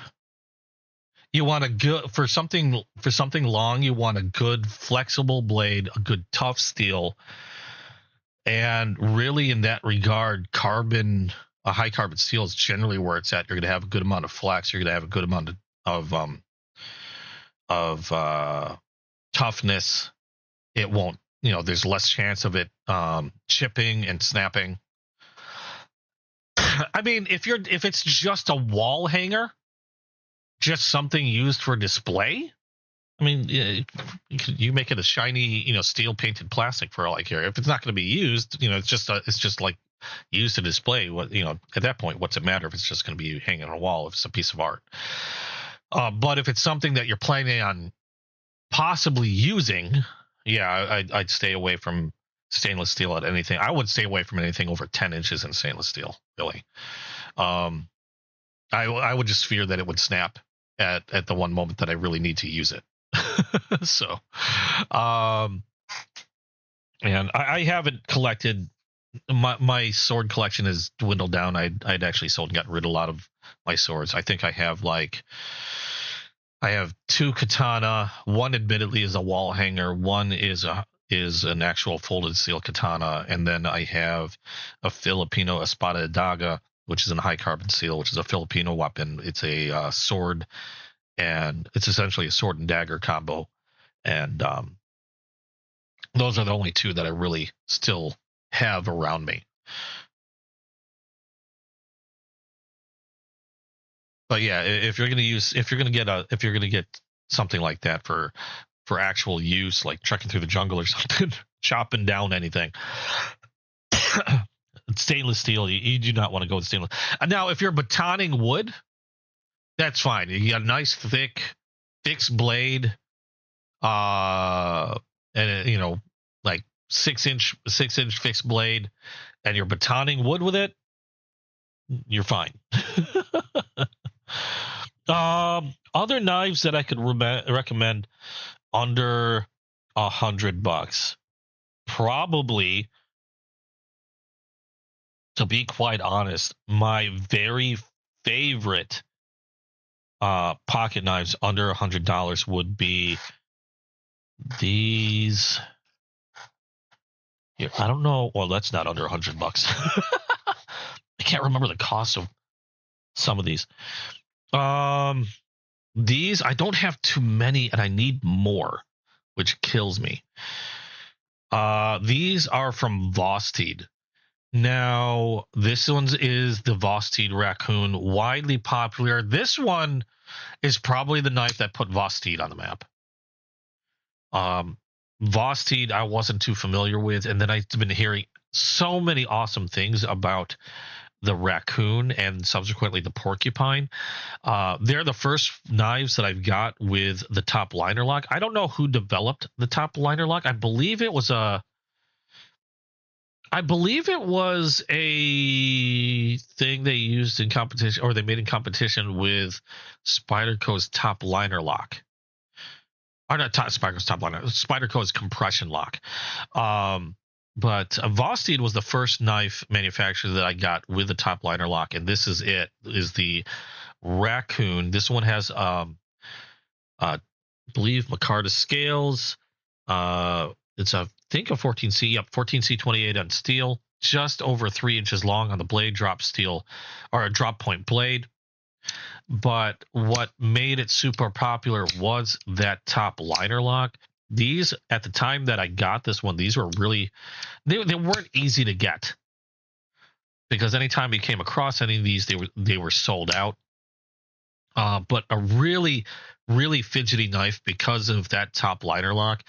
The thumb studs were easy to use. The blade movement super smooth on ceramic ball bearings. Just a really fidgety knife with a great blade profile, easy to use lock, a really secure locking mechanism. The top liner lock being much more secure, in my opinion, a much stronger lock than your typical plunger style button lock. But really, really awesome knife. Probably one of the most popular knives I've seen from Vosted, and along with that was the Porcupine. Now, the Porcupine itself, very similar to the Raccoon. However, it came with a shorter blade. So this one was even, in my opinion, much more popular and harder to get because it had a shorter blade. And therefore, a lot of people that lived in areas that had blade length restrictions, if you wanted something like the Raccoon, with the top liner lock, if you wanted something that you can carry without worrying about breaking any laws, you went to the Porcupine. The Porcupine, at the time that I got mine, was really hard to find. I jumped on them as soon as I saw somebody come back in stock with it. They have different iterations of this now. Even I have a different type of version of this Porcupine. And I'll show you that in a minute, but it's a lot more expensive. These are both under $100. Top liner lock, micarta scales, nice wide-bellied drop point blade. I love the thumb holes on this, make it really easy to reverse flick or use my thumb. Again, super secure top liner lock. You got a wire clip on this one, and this thing has jimping like everywhere. You got jimping where your fingers are sitting. You have jimping in the finger choil up here, jimping on the back, jimping along the back. It's just, you got places to grip everywhere. You even have jimping kind of like on those Kaisers, just behind the tip for pinch grips. Give you some grip with your forefinger there. Just an awesomely made knife. Probably one, if not my most favorite knife to carry in the $50 to $100 range is the Vosted Porcupine. This one, in my opinion, really hard to beat just because of design, the locking mechanism, how well it sits in the hand, how comfortable it is, how good of a grip you get, the blade profile, everything just comes together for, in my opinion, one of the best pocket knives you can carry, or one of the best pocket knives you can carry under $100 is the Vosted Porcupine right here. I believe, I'd like to say this one, I think they retail for around 60 to just under $70 for this one. Awesome blade. One of my favorites to carry every day. In fact, I've carried this one quite a lot. I've used this one quite a lot. This one's 14C28N steel, not the toughest steel, or not the highest edge retention around, but 14C28N is known for a decent amount of toughness, ease of maintenance. Just probably one of my favorite steels next to Nitro V in terms of knives within the $50 to $100 range. Just a great knife and a favorite of mine for very good reason. Now, this pick, this is called the Vosted Croc, and this was one of their newer ones. I think just on the butt end of last year, these came out. Let me see. These were. Oh, is this the same one, or am I thinking a different one? Because I know there's a there's a more expensive version of these. Really? No, okay, this is the 14C28N steel one. Because I know they make these in S35VN steel, and those are like $130. This should be coming up under $100, but the weird thing is I'm not seeing the 14C28N steel version. And I don't know why. Let me check here real quick. As far as I know, they should still be available. I'd be surprised if they weren't.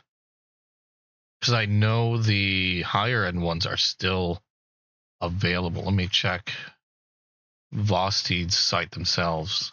Yeah, that thing's jimped out like crazy, but you get such a good grip. It's so comfortable. The jimping is not super aggressive. It's good enough to get a little extra grip, but not aggressive enough to where it just irritates the hell out of you.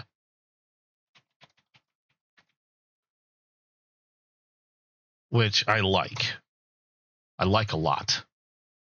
Vosted. Well, okay, why do these have so many different names? Or they spell them. Okay, so around $70, and I did get a weird purple and yellow version of this one, just because it was different. This one's 14C28 steel. There's a very specific reason why I got this, and I do really like this knife. It has a modified sheepsfoot blade, almost a cleaver style blade, relatively thin handle too, or not a very deep handle, I should say. G10 scales with a G10 insert. This one also has Vosted's top liner lock. You got thumb holes for deployment. You have a front flipper as well that works pretty decently. It's not hard to use.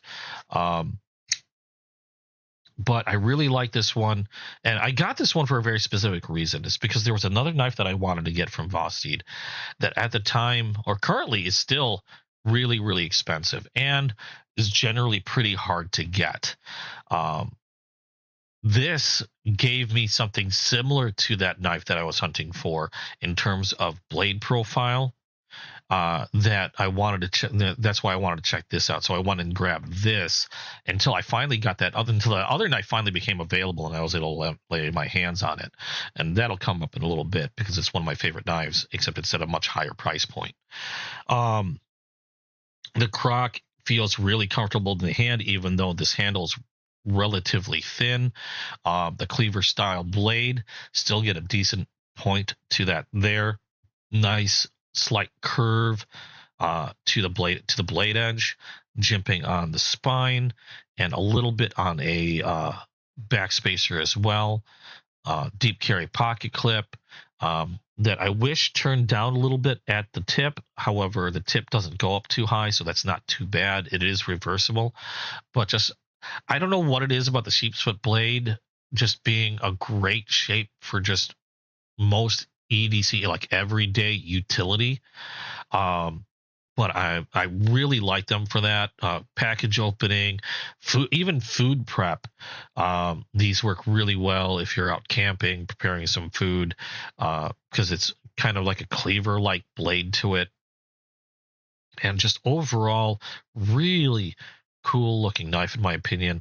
I don't know if for some people might not be the color combination. They do have other color combinations available, so if you don't like the purple and yellow like I've got here, you do have different choices. Again, very easy to manipulate, a very fidgety blade as well. That top liner lock is nice and secure. Just a really overall nice blade from Vosted. But I got this mainly because the other knife that I wanted from Vosted was just really, really hard to get a hold of. Now, one last recommendation from Vosted. Now, this version of the Vosted that I'm going to show you is a little bit more expensive, but I don't have another example to show other than this one. Well, no, this one's not too expensive. This one still runs under $100. This one might run a little bit more expensive only because this was a limited edition. But the model itself, generally you can get under $100. And what we're looking at here, this is the Vosted Corgi. This is another great knife if you're looking for something a little smaller, a little bit more compact. This one happens to be a limited edition that I believe I got from... Hold on a second. The hell am I hearing? I either got it from Blade City or Going... I think it was Going Gear I got it from. I'm pretty sure.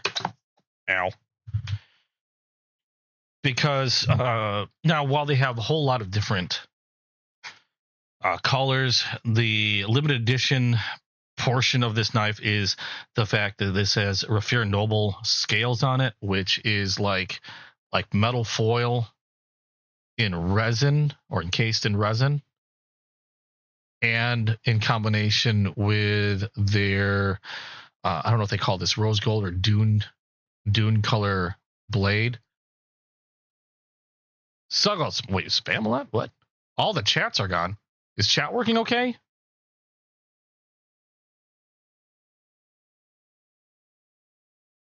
I didn't see anything in chat. Anyway, this is a really great compact knife. And this one happens, I think it's an under 2.5-inch blade.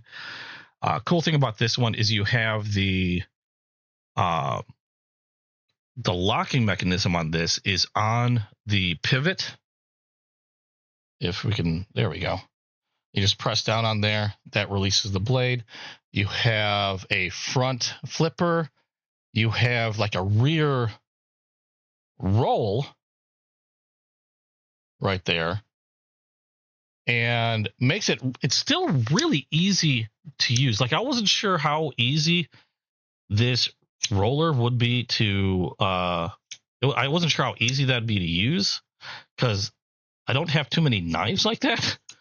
But turns out it's really easy to use, just as easy as any like rear flipper. The front flip, again, easy to use as well. It's a little slower because it's not very prominent. I can still snap it out there if I do it carefully. You have a reversible wire clip on this one, and it's just nice, compact. In this case, really sleek looking, in my opinion. Now they do have various colors. This one would normally run you a little bit more but the other versions, and they do also have different sizes. There's a larger version. This one's like the mini corgi, really. Hey, Jam Dats, how you doing? This is like the mini version. The other ones will have a little longer blade, but I believe they're still like under 3 inches. I think this one's like a 2.36 inch blade. The other ones, your standard corgi is going to be about 2.9, like just under 3, like 2.95 or 99. I'm trying to remember the size. But yeah, they're generally going to run you around that. They're going to have different scale materials. They could, and so in that case, they're going to vary quite a bit in price. So depending on the model, like the mini corgis, typically going to be around like $60-$70 to on up to even over $100. I think the most expensive corgis I've seen, depending on the materials that you're getting it with, probably around $150 if I remember correctly. And I think that one had an S35 VN steel blade, if I recall. This one I have here is a 14C28 on steel, and I believe they call it a copper dune color. But this one's a limited one because of the combination of the copper dune and the Raffir Noble scales. But another recommendation from me on Vosted for anything under $100. Now, I know I've gone through a lot of stuff under $100. There's still a lot of recommendations I can go from manufacturer to manufacturer. And I know if I were to do that, this would probably take a very long time to do. Where the hell did I put that knife? But to be quite honest, if I were to combine everything, let's take manufacturer out of it.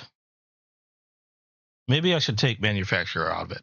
If I were to recommend anything under 100, like between $50 to $100, I think my top recommendations, in all honesty, let's go with top 5.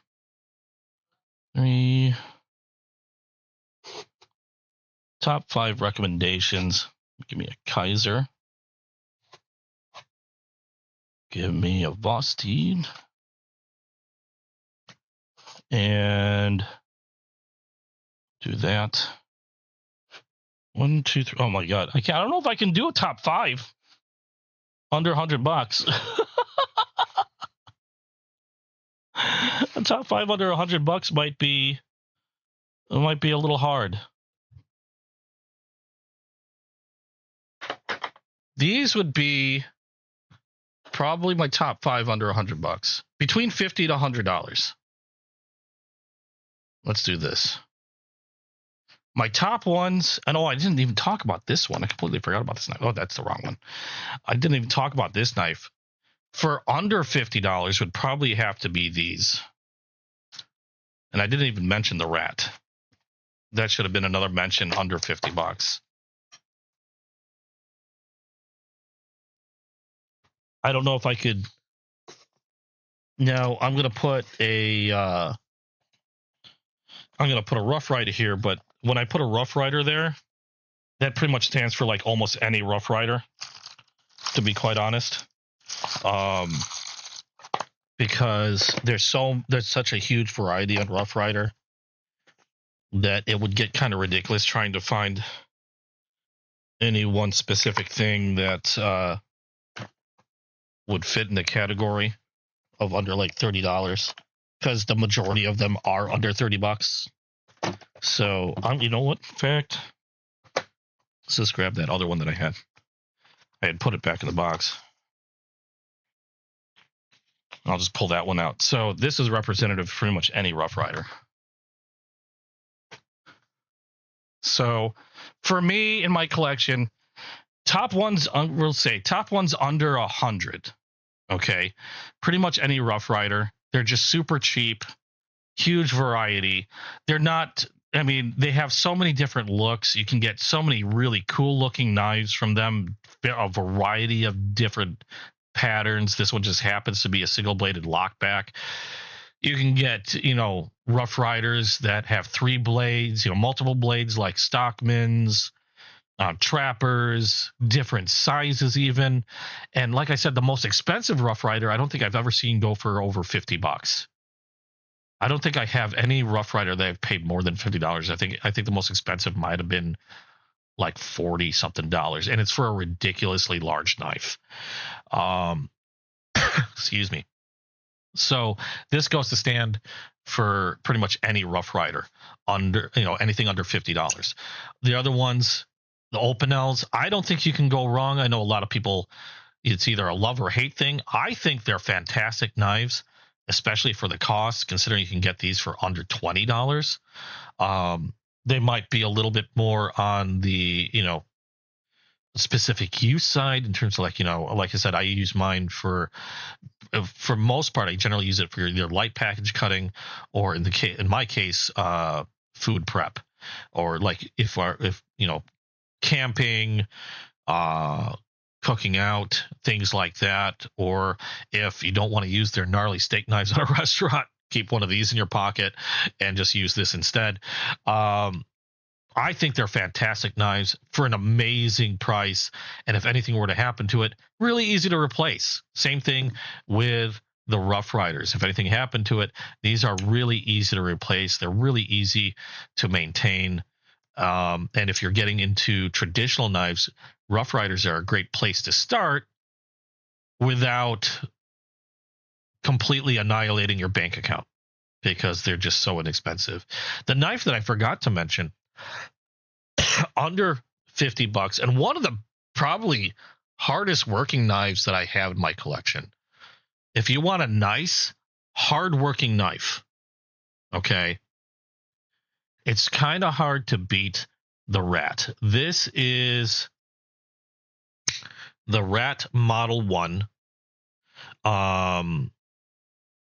These have been around for a long, long time. This one happens to be made out of AUS 8 steel. I think they're around $40. On sale, though, I've gotten them for under that. So they're under $50. A great hardworking knife. They don't run on ball bearings. They run on washers. But even though these things run on washers, super smooth, super fast. Great ergonomics on these. You got a little ramp up with some jimping on the back. This is a little larger than what I would typically carry, but I picked it up because they are so inexpensive. In fact, the one that I do carry, and I carry this quite often, is the Rat Model 2, which is essentially the same exact knife, just a slightly smaller blade. This one, it's same thing in terms of ergonomics, just slightly smaller blade in case you live in an area where where blade size is restricted. FRN scales, really basic knife, but really popular knife. The really good thing about these, and really the reason why I call these great hard use knives, is they have a really good liner lock on these, really secure lockup. But they run on washers. Because they run on washers, even if they get dumped in the mud, in the water, it's really difficult for stuff to get in between the washers and the scales or the blade. So even if it gets dirtied up a little, it's still going to work just as flawlessly for what it needs to do. Whereas if you were to take something that had ceramic ball bearings, say it got dropped in the mud, you get dirt and grit gunking up all those little ball bearings inside the pivot, and then next thing you know, your blade doesn't want to open up as smoothly, or it could just actually kind of like freeze all together when you're trying to open it up. And you're going to need to take the knife apart and give it a good cleaning before it'll get back to functioning as new again. But that's the great thing about knives like this that run on washers. Spyderco does the same thing. A lot of their knives run on washers as well, and they make for really great harder use folding knives. And the Rats have these are called Ontario Rats, Model 1 down here and the Model 2. fantastic, probably some of the best knives, to be quite honest, now that I think about it, one of the best knives you can get for under $50. They do have a few different colors. I just got your typical black FRN with the AUS 8 scale or steel scale or scales, AUS 8 steel blades. They actually recently came out with a 1.5, which is a size in between these two, with a MagnaCut, premium MagnaCut steel, and it's probably the best. Now, I haven't gotten it yet, but it's going to probably be one of the best knives you can get for under $100 because it's under $100. You have MagnaCut steel. It's built in the same fashion as your typical Ontario rat with the washers, making it great for hard use. Premium steel for under $100. I haven't been able to get one yet because they have been flying off the shelves. They have been flying off the shelves. Those Ontario 1.5s. They are quite a bit pricier than your standard rat. But at the price point they've been showing up at, in fact, you know what? I'm going to take a look to see, because last time I checked, they were out of stock again. I've been trying, every time I've looked, I've been trying to get one with a MagnaCut steel, and it's been killing me because they've been out of stock every time I look. I'm going to check right now because I haven't looked in a couple days. And if they are like $95, I believe. At least I'm looking at knife set. Oh my God, they're in stock. Add to cart. I did not plan for this, but oh no, this is not. No, I don't want two. I only want one. Are you kidding me? Well, I mean, I wouldn't mind having two, but holy crap. No, I just want one. Maybe I'll get another one later. There you go. If you want to get an Ontario Rat Model 1.5, now's the time to get them in stock over at Knife Center. I don't know if they're in stock anywhere else, but this is how much I like these Ontario Rats. Yeah, I'm going now. In fact, I have a knife reward from Knife Center that's going to even get me a bigger discount. And oh my God, where's my discount code? Gotta check my email now. Impulse buying. I've been planning for this one. It's just every time I've looked, they have been out of stock, and I can even get $20 off of this. So, hell yeah. Wait, what do you mean?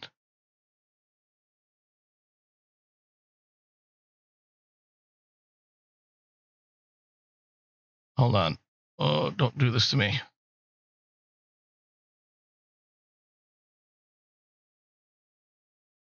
Okay.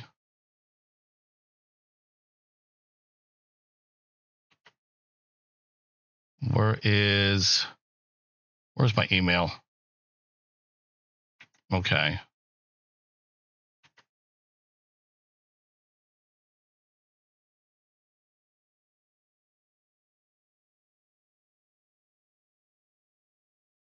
Continue.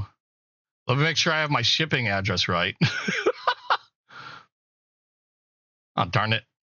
I got to confirm a phone thing. So many security things. I mean, well, that's a good thing, I guess. That would be a good thing. I mean, I can't argue the security stuff. And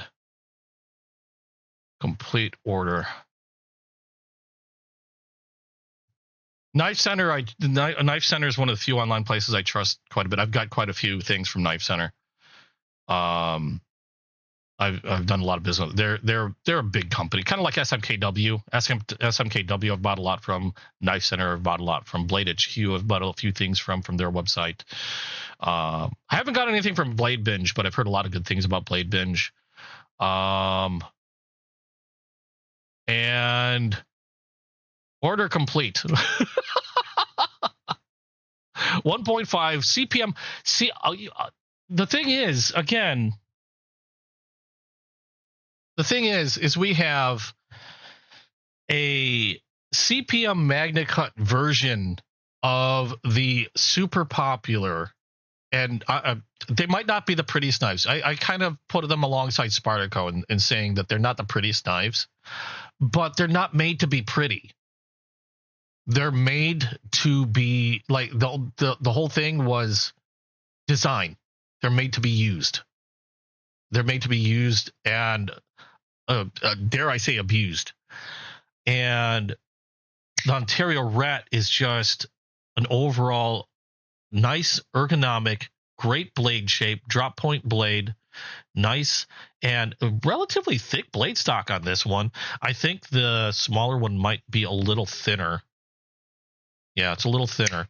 But the crazy thing with that new one, that Ontario Rat 1.5, is you get a premium steel that really elevates the hard use aspect of these knives, because you're getting all the traits of you're getting all the traits of MagnaCut steel. Now, MagnaCut steel is one of my favorite steels, and the reason being is usually when you're looking at different steels of knives, and for most people, they probably won't care as long as the knife is sharp and easy to sharpen or holds its edge for a while. Nobody cares.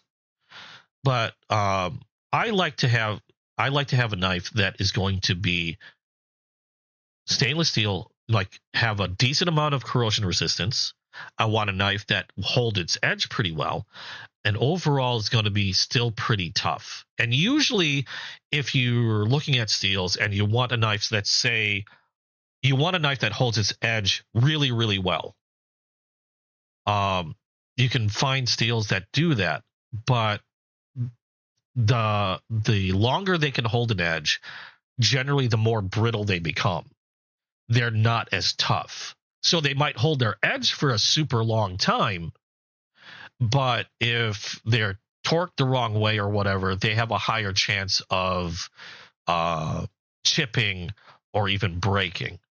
Now, if you want a knife that will hold up to a lot of if you want a knife that's really tough, that'll hold up to harder use, that can take a beating, you can definitely go that route. The only problem with that is once you find a metal that's tougher, a lot of times they can't hold their edge as long because they tend to be a bit more flexible. They tend to wear down quicker. They're tougher in regards to they will chip less, and more often instead of chipping, they might roll or bend a little bit, which is a little easier to fix than a chip. But they don't hold their edges long. So you have all these traits that sort of seesaw. You got it strong in one thing, but then another trait drops. You want something with a stronger trait here, and a different trait drops. MagnaCut has a really great overall list of traits. It holds its edge really well. It's a relatively tough steel. It has great, in fact, fantastic corrosion resistance. It is easy to sharpen. It's not difficult to sharpen.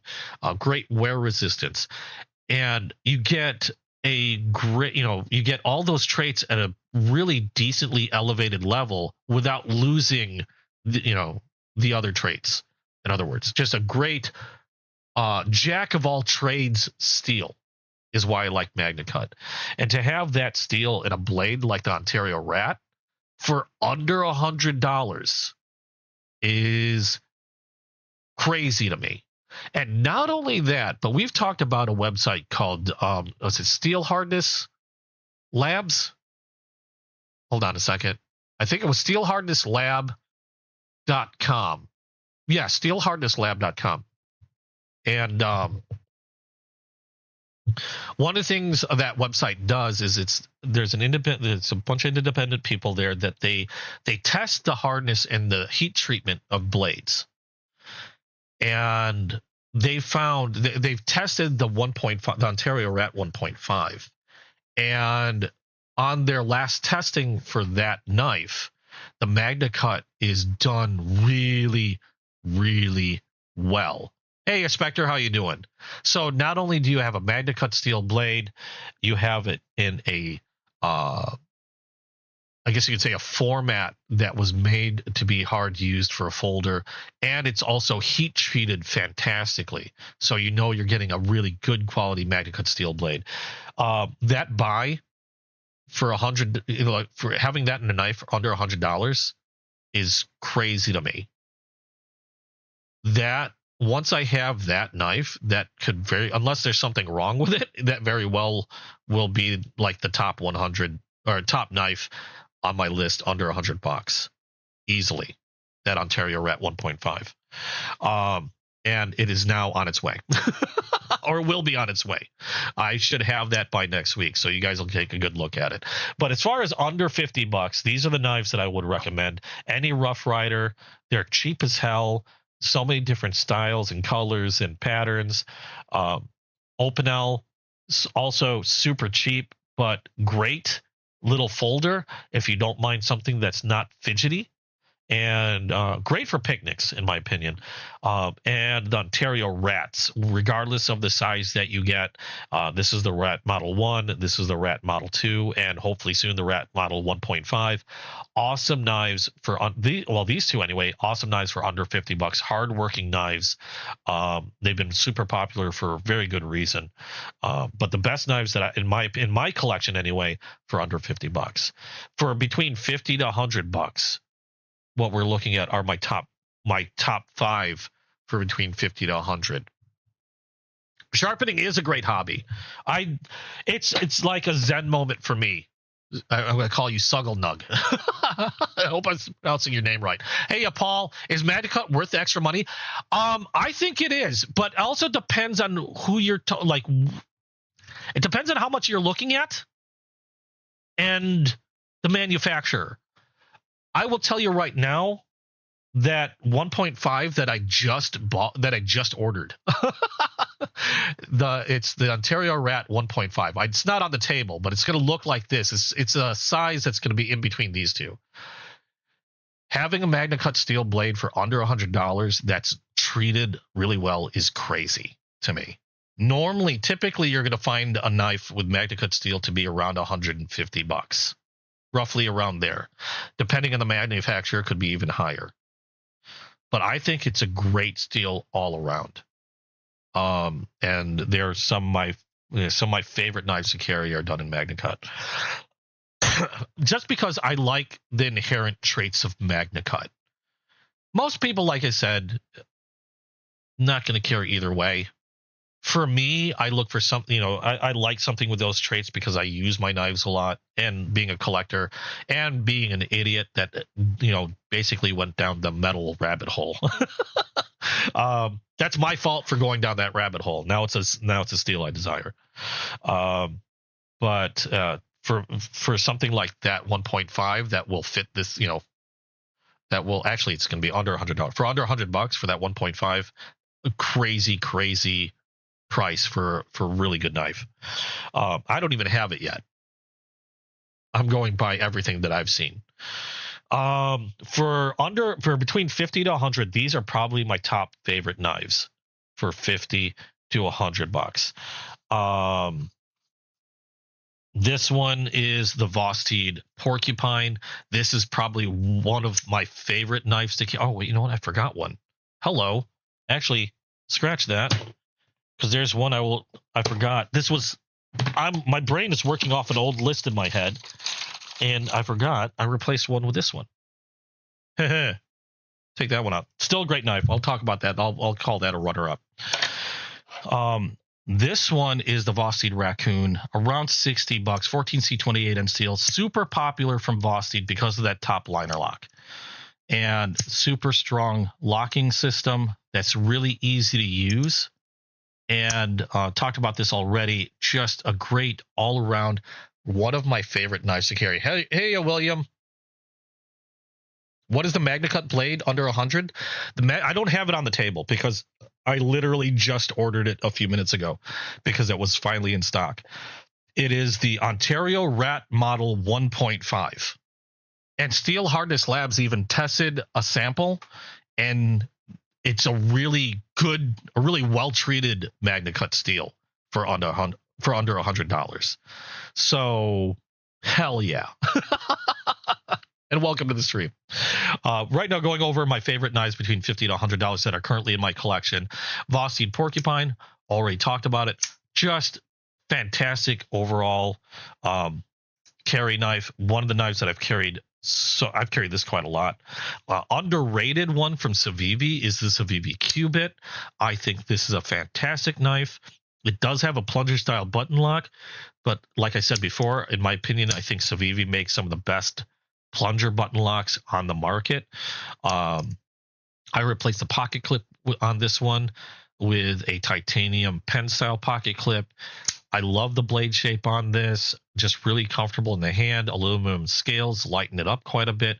Nice and slicey, thin. I believe this was Night Trophy or 14C. 14C 28-inch steel blade. Just another overall great knife that I think is underrated from Civivi. I don't hear enough of these. I think these are fantastic knives and one of my favorites from Civivi. This one's another Vosted. If you want something a little bigger than the Porcupine, another one, I think this is the one that kind of put them on the face of that really put Vosted in front of the faces of a lot of enthusiasts, is the Vosted Raccoon. Top liner lock, 14C 28 and steel blade, I believe. Yes, 14C 28 and steel and drop point profile, micarta scales. And I think it was due to that top liner lock just being wildly popular when it came out. Both these were hard to get, the Vosted Porcupine and the Raccoon. Fantastic favorite carry knives if you want something just a little bigger than the Raccoon, or if you don't like thumb holes. But they do offer this one with thumb studs as well. So there's different configurations for the Raccoon now, or for the Porcupine now. Same with the Raccoon. These were like, I think, first generation, essentially. From Kaiser, my favorite Kaiser knife under $100, hands down for me, is the Kaiser Bulldog. I just think the shape, the blade profile is fantastic. Like sheep's foot, almost cleaver style blade, jimping again all over the place on this one. The wood handles on this, nice and grippy, and they look beautiful. A really well performing, they call it their clutch lock, I believe. Again, they have so many different names. It's a crossbar lock. Works fantastic, super smooth, and I love the blade or the handle shape, because I love how I love how my hand is when I can grip it. I can bring to bear a majority of that edge, even if I'm laying my fingers on the table. Awesome design, designed by Osho from Kaiser, the Kaiser Bulldog, one of my favorites. And I don't know how I forgot about this. This was my favorite new knife for 2025. This one is made from Ketuo, and this is the Mini Griffin G10 at just under $100, just under $100. These were brought to my attention because I got a premium blade from them that is pretty pricey, but because it was a limited edition that I got, it's one of those things where I would love to carry it, but if something were to happen to it, there's no way I can replace it. Ketuo came up with a budget version of their premium Mini Griffin, and it's called the G10. And from its namesake, it's got G10 scales. It's got more budget-minded materials, but it works, feels, and handles just as well as their premium line, which is absolutely awesome. They have a top liner lock again with this Ketuo. It looks very angular, and you wouldn't think that just from looking at it, you wouldn't think it's very comfortable in the hand, but holy crap, is it comfortable. Like, there's no sharp edges, even though you've got all these little angular bits to it, no sharp edges whatsoever. It's super comfy in the hand. And you got a harpoon profile blade. The button lock is fantastic. You have multiple methods of deployment. So you have a thumb hole here, makes it really easy to reverse flick. You have a rear flipper, and you even have a front flipper on this. And you have the top liner lock as well. So you have multiple methods of deployment with this one. It's also, in my opinion, really cool looking. I got this black and white. I call it the Stormtrooper. I think that's a lot of people call this one the Stormtrooper version. You can choke up really high on this blade. You can choke up really high on the blade. And just overall awesome knife. My favorite from 2025. I don't know how I forgot. I think it's because it just feels like one of the pricier blades. And you can still get this for just under $100. So it just makes it under the $100 mark from Ketuo. And the Ketuo, I don't have too much from them. But a lot of the knives that they have, their premium models, can fetch hundreds of dollars. The fact that they have the same quality and care given to a budget version of one of their knives speaks volumes.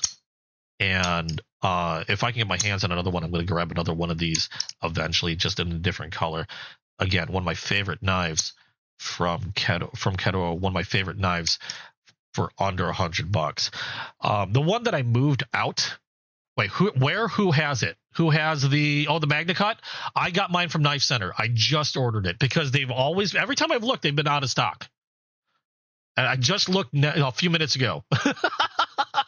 I just looked a few minutes ago, and I think it was like $92 and some odd cents. So yeah, it might bring you up over $100 if you go shipping and tax. But I also had a $20 gift certificate, so that even brought it to less.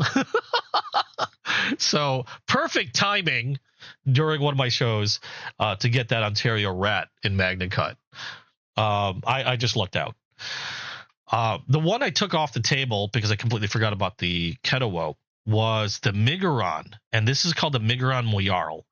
And the reason why this one was so special is because it's one of the first knives that I got that surprised me with its materials. Now, you've got a 14C28, I believe. Yeah, 14C28 in steel blade, but you have titanium scales on this one. It's not easy to find a titanium handled knife for under $100. Usually you're going to see that stuff on more premium knives. Now, granted, you have a 14C28 in steel for the blade, but you have really nice titanium handles on this one. It is a crossbar lock. You can hear it's got an interesting thunk to it. I don't know if it comes across on the mic the same way as it does in my ears, but it's got a thunk when you close it. Acoustically, I think it sounds really neat, really easy to manipulate, super smooth. But it was just interesting to find a knife, a good quality knife with titanium scales for under $100. Migaron is another one that's been making moves in the pocket knife world. They're becoming more and more popular, and for good reason, is because you're getting a lot of good you got a lot of good materials, a lot of good knife like shapes and profiles for really good cost. Like I said, this one I think this was like around $60 to $70 when I got it, if I remember correctly. Nice drop point profile on the blade, nice belly on that, nice and thin stock, making it nice and slicey, secure crossbar lock on this one, thumb holes for deployment, really easy to reverse flick or use your thumb or just use the crossbar lock to open up. And again, titanium scales to really give it an awesome look for a very relatively inexpensive knife, all things considered. But that's, I guess you can call that a honorable mention for a knife that I would recommend between $50 to $100. What's a good code for them for knife? I don't know. I don't have a code. I had a gift certificate that, you know, when you buy from Knife Center. I keep kicking my camera. When you buy from Knife Center, you accumulate points, and I've done enough purchases from Knife Center where I had a $20 gift certificate that I just redeemed. I was sitting on it and then I redeemed it just for that purpose. So I don't have a code for them, unfortunately. I'm not sponsored by anybody or anything like that. So if I had a code, I would provide one to you. Believe me. I wish I did. I wish I can get a code that I could provide to you guys. I think it'd be kind of neat, but I'm not that big yet. I wish I was. I'm not that big yet. Let me put these away real quick, and then we're gonna go over. We've done $50 to $100 knives, and this is where it starts getting a little spendy. We're gonna go some of my favorite knives at, I would say, let's say between 100 and 150. And I don't know where this Moyarl was sitting. There we go. My Ontarios. I'm gonna have to make room for that other Ontario now, because I don't have room in my case for it right now. I'm gonna have to make room. I'm excited that I have that 1.5 because that thing had been out of stock every time I looked, and it was driving me nuts. And now I have one coming my way. So yeah, I'm excited. Talk about this. Isn't this like the third time I bought something while I've been frickin' doing my live? You guys are not helping me save money. Yes, I'm blaming you guys. No, I'm not. Maybe a little bit. Anyway, let's move on to knives that are, I'll say, my favorite knives between 1 to 150. This is where it gets a little sketchy. It's a little harder to because some of these knives kind of ride that line. Let me see here. I'm not going to go with any one manufacturer. I'm just going to go with my favorite ones currently. Let's grab that one. Let's grab. Oh, I forgot how much this one was. Let me make sure, see where that falls in.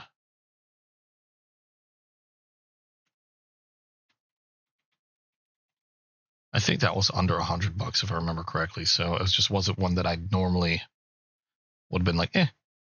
Okay, no, that's not what I'm looking at. 100 to 150. Where are you? I gotta recheck the price on these because a lot of these fluctuate quite a bit, and sometimes they'll either drop or in some cases might even increase. So I just want to make sure that I'm not quoting or not putting out something that is not within that line that I'm looking at.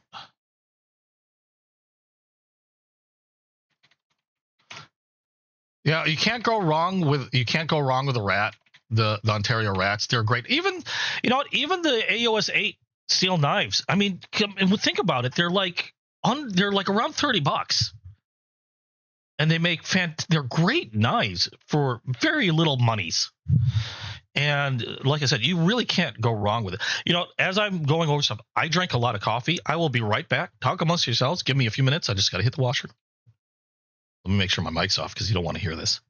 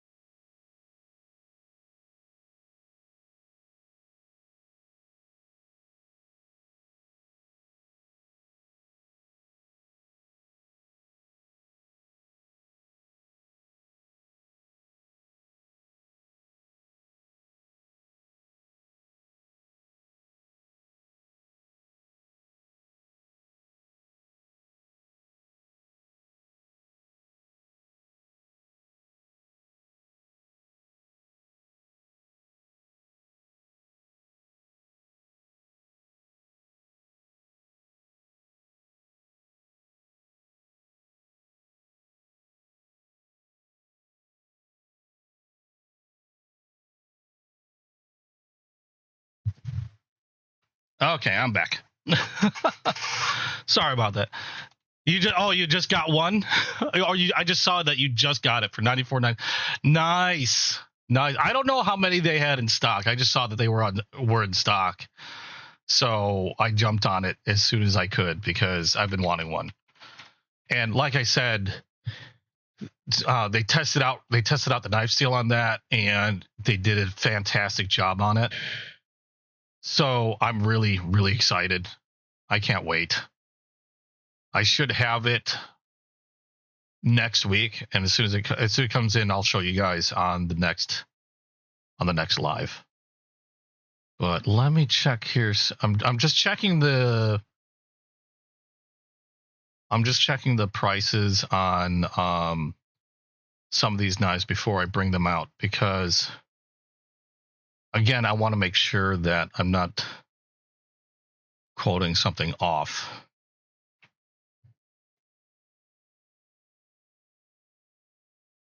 And I can't recall the cost on some of these. Where is it?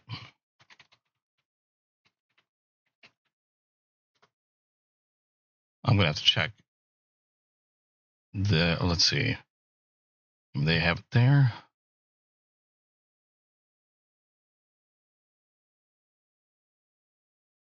Okay, that's what I thought.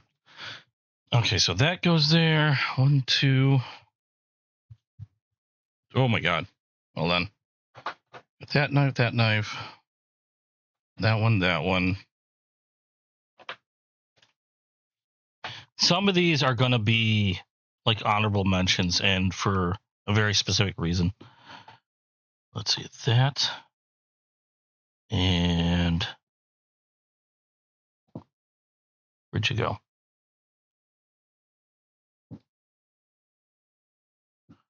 There we go.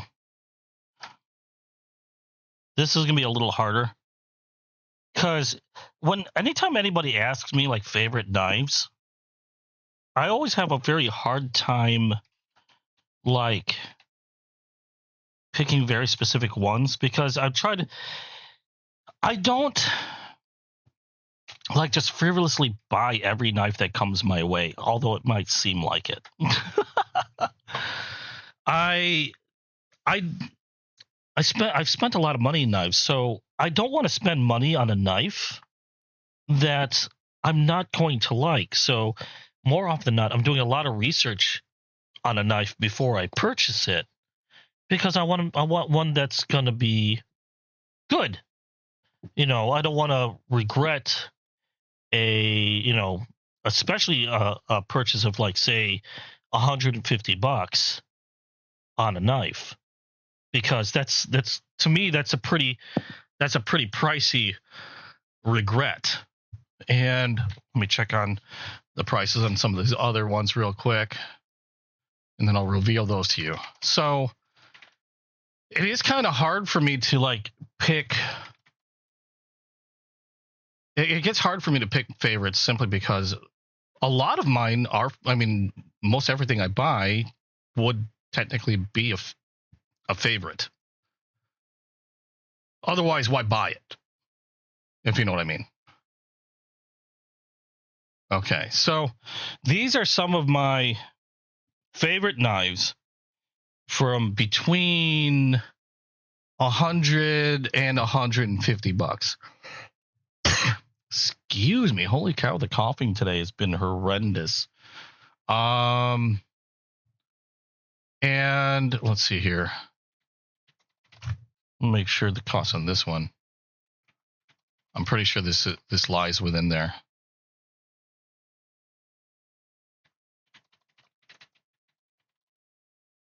Bulldog, how you doing? Working and lurking. Lurk away. Glad to see you. Let's see. Let me just verify the price of one more. And yeah, okay. So these are some of my favorite knives for between $100 and like $150.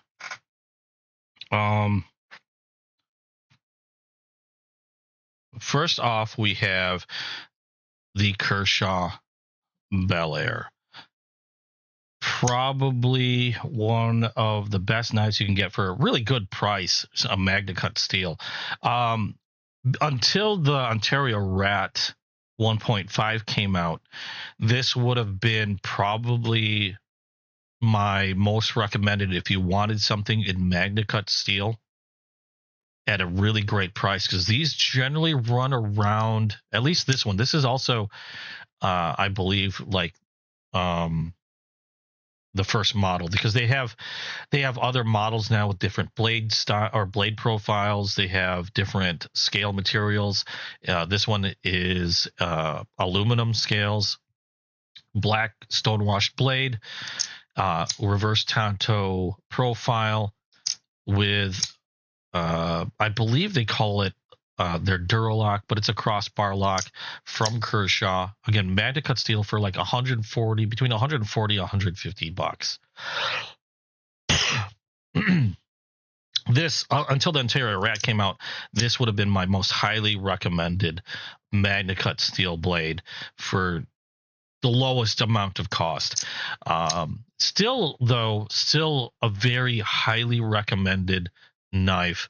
Kershaw's Bel Air this one was actually my first Magna Cut steel. Nice, thin, and slicey blade. Very secure crossbar lock. Very easy to manipulate with a dual thumb studs, and feels really good in the hand. Even though it's aluminum scales, it's still got quite a bit of grip to it. It's not like too slick or anything. You have some jimping on the spine here. Just a great overall knife. I like the reverse tanto style shape. And relatively neutral handle, so you can hold it in different ways. Awesome knife from Kershaw. Probably one of my top picks when it comes to knives between $1 and $150. Excuse me. Holy crap, my coughing. The next one is let's see here. This one, they're going to be a little because they're how do I put this? Not everybody can utilize them simply because of what they are. Also from Kershaw, this is their Launch 20, also on Magna Cut, and they've tested the steel out on this one on that Steel Hardness Labs website. Really well treated Magna Cut steel. The Launch series from Kershaw overall is a great series of knives, and what they are is they are automatics. This is a side automatic reverse tanto Magna Cut steel.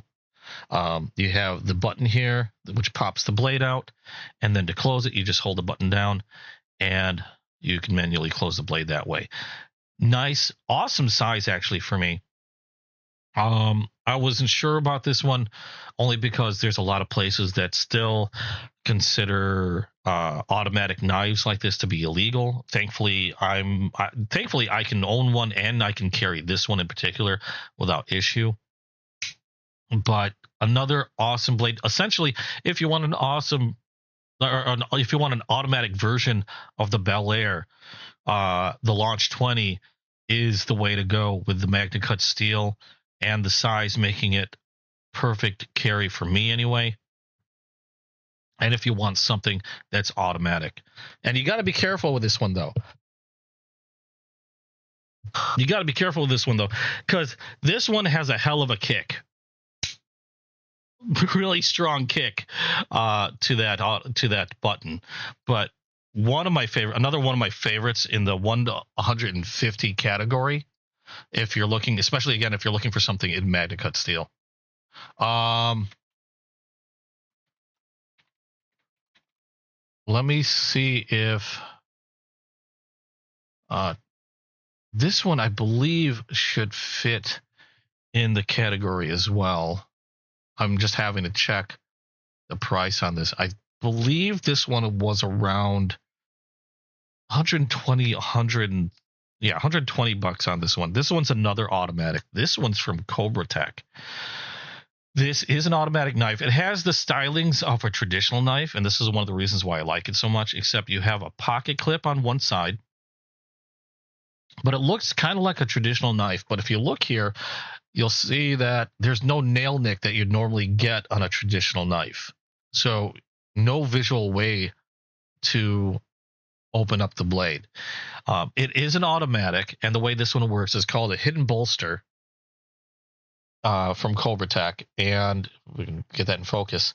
You'll see that the bolster has a little cut on it. You can see a line there where there's some division. And the way this works is you take your thumb and you slide the top of that bolster to the right, and then that kicks the blade out. Nice and quick. This one's 154 CM steel. They do have various options on this one. I happen to have the abalone. There are cheaper versions of this in D2 steel that you can get with, I think, bone scale handles or synthetic handles. Again, with D2 steel, that you can actually get these for under 100. This one was a little bit more expensive, about 120 for this. And the way to close it is you just simply move the bolster to the right like you did to open it, and then you can close the blade. In fact, you can also do that one-handed. It's pretty easy to do. Click to open, and when it's open, it's locked. Same with the launch. It locks in place once you open it, and then you slide the bolster over to the side, and you can close the blade. But another awesome automatic, this one from Cobra Tech. I like their hidden bolster locks. I think they're just neat looking. Another one that has quite a bit of kick to it. So just if you like automatics, again, in some places they might be illegal. Thankfully for me, they're not. So unfortunately, if you can't get them, I'm sorry. But still on one of my favorite lists for those between 100 and 150. The other one that I'm going to show you, this one is the only one of its kind that I have. This one is from North Mountain Blades, and this is called, it's the North Mountain Blade. I believe it's called the Chop or the Quick. This is Chop 2? Kick Stop Chop 2. Oh my God, the name. Let me make sure I got this right, because it's got a oh God, it's one of those that has a lot of words to it. Kick Stop, yeah, okay, so it is a Kick Stop Chop Plus. Good grief, yeah, Kick Stop Chop Plus from North Mountain Blade. And it is a Tonto style knife, a relatively large one. These run about 130.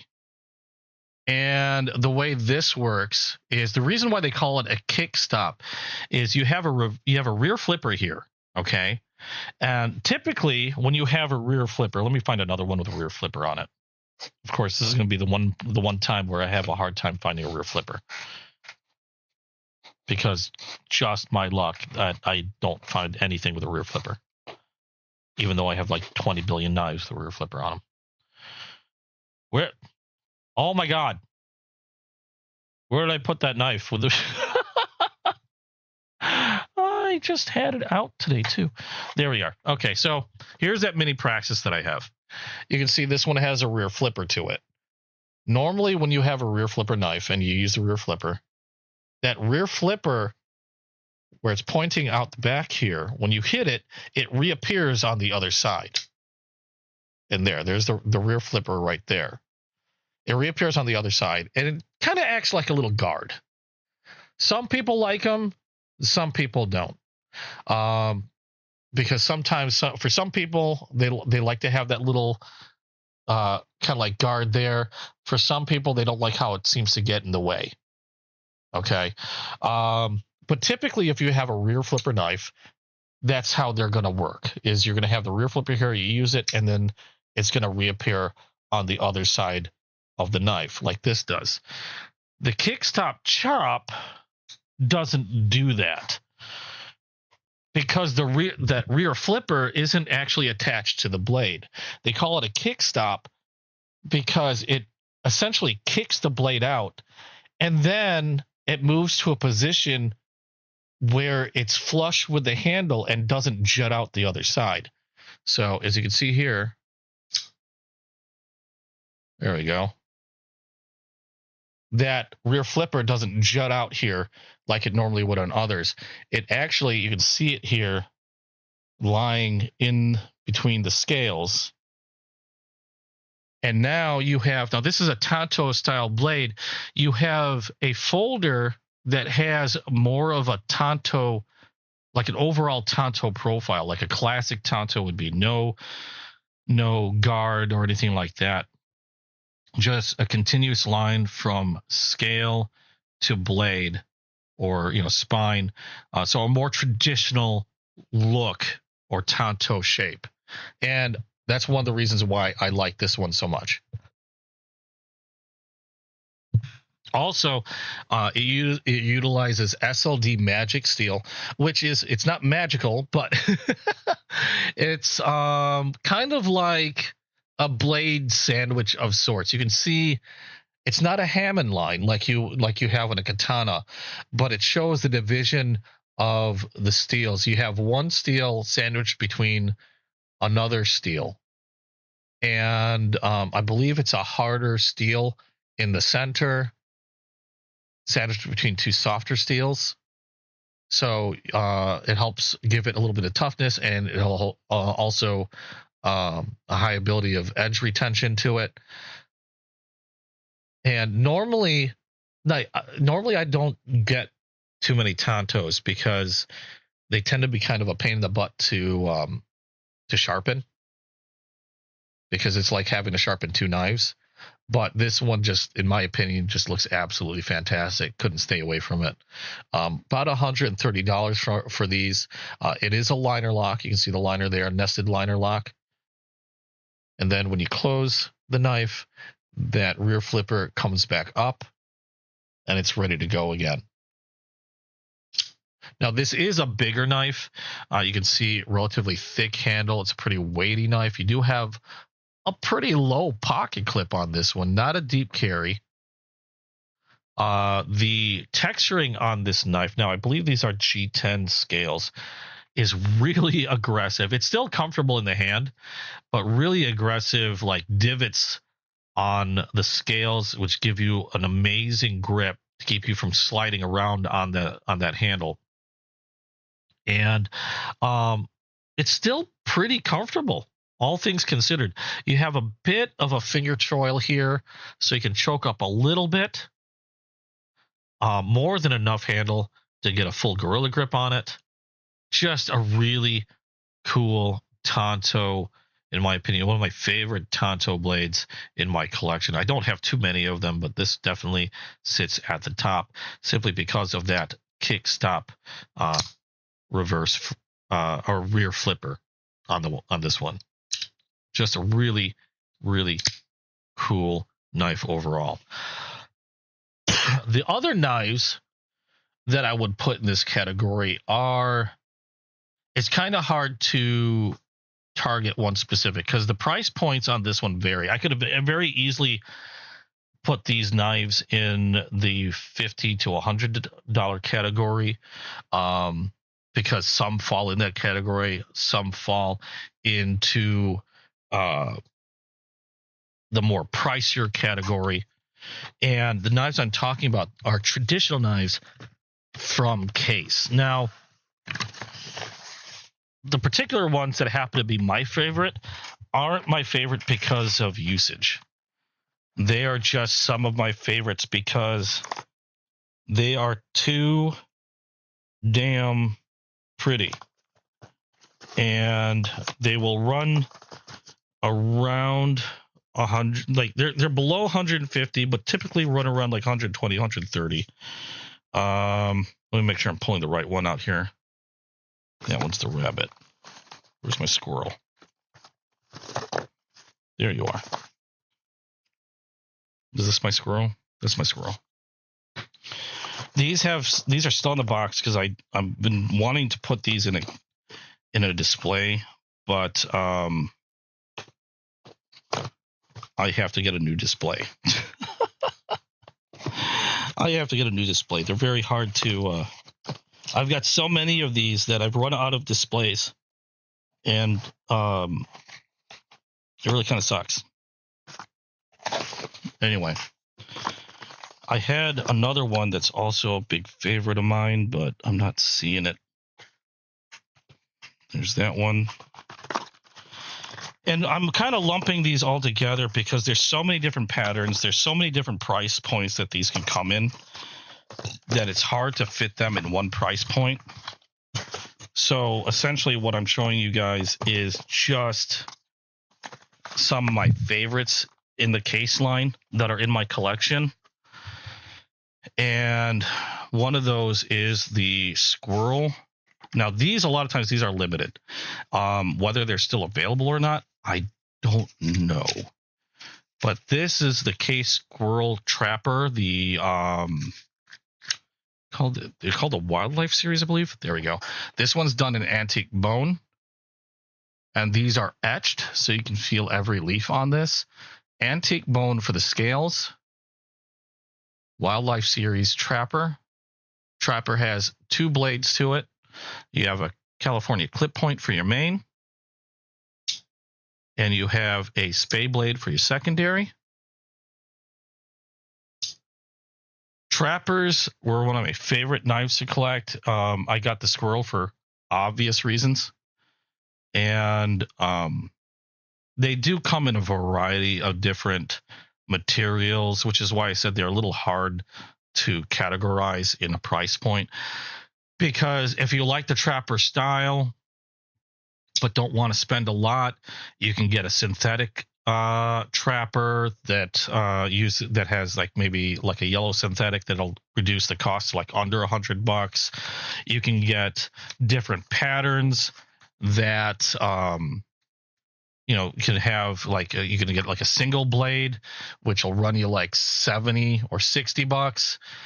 So they kind of run all over the place, and they have so many, like I said, they have so many different options in terms of materials. Like this is one of my favorite. I started collecting these a lot. This is called the sow belly. This one happens to be a natural smooth white bone. And these have 3 blades to them.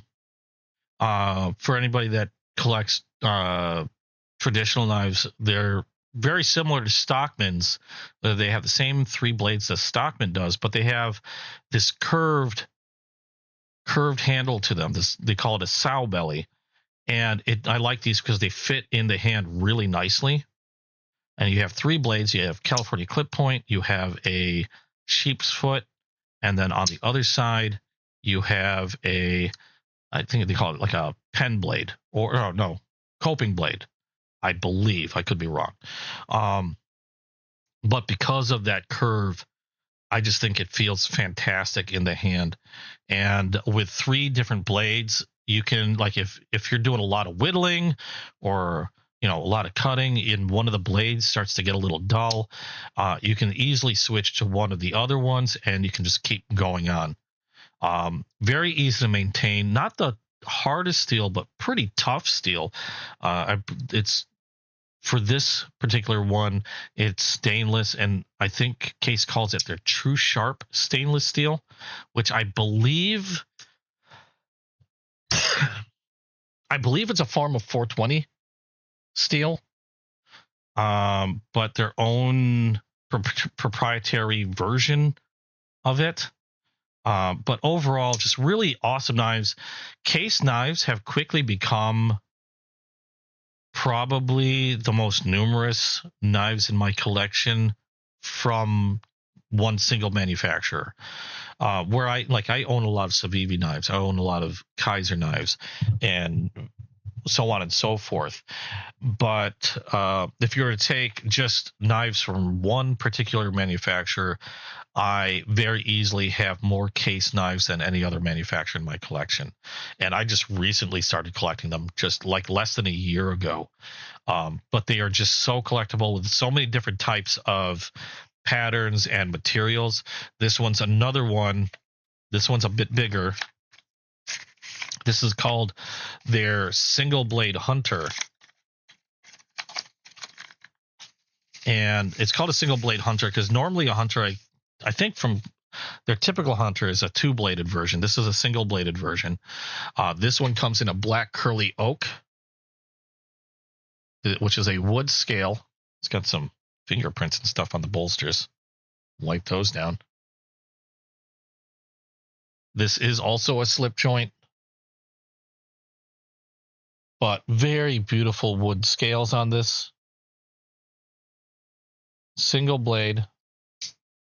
One of their bigger folding knives. Just absolutely gorgeous in my opinion. But this is why I have a hard time, because with these falling at different price points, I decided to wait until I got to this price point to introduce the case knives as some of my favorites, because admittedly between 100 and 150 is kind of a weird spot. There aren't too many knives that in my that are fantastic that sit in that at that price point, other than what I've got here. These are probably my favorite for around that amount of money. And then after that, things start getting really pricey. But what's going on here? Why are you not closing? Close. Good enough. There we go. I think your typical, that was a single blade hunter. Your typical hunter, I think, is going to look like this. Your typical hunter from Case is going to come in a sheath. This one is a 6.5 bone stag. This one has 2 blades to it. Your California clip point, and also has a straight back blade on it as well. This one's called a 6.5 bone stag, made of bone for the scales. That's been burnt and textured to look like antler. I think these are awesome, awesome knives. Also slip joints. And they make amazing gifts as well. And these 2-bladed ones generally come with a leather sheath. Like so. Whereas the single blade versions, I don't think come with a sheath. I think you can buy one separately, but I'll have to look around. But those are some of my top knives for between the 150 range. Let me put those back. I'm running out of space here.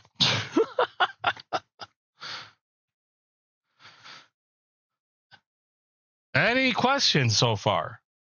What are some of your favorite knives in that price range, or any of these price ranges? So far, these have been my favorites. Obviously, there's so many more out there than what I have. I mean, I think I have a pretty sized collection, but I know there's so many more people that have much more than I do, and have probably a lot more experience with other manufacturers. These are my favorites. What are some of your favorites in your collection that run around those price points? Like, what's your... Hey, chicken fried steak, how you doing? The 6.5 is... No, 6.5 is... pattern is cool, but yeah, they tend to be pretty weighty. They can be pretty weighty. But I think they're gorgeous. The bone stags can be a little, here or there. It depends on, like, one thing about Case, because I know there are people that complain about Case. I love Case. Okay, I love Case, but even I understand, like, if you're going to get a Case knife, even though they're still one of my recommendations, I definitely suggest being able to check on if you're able to check on the particular knife that you're buying before you buy it, to make sure that you're getting a good quality knife.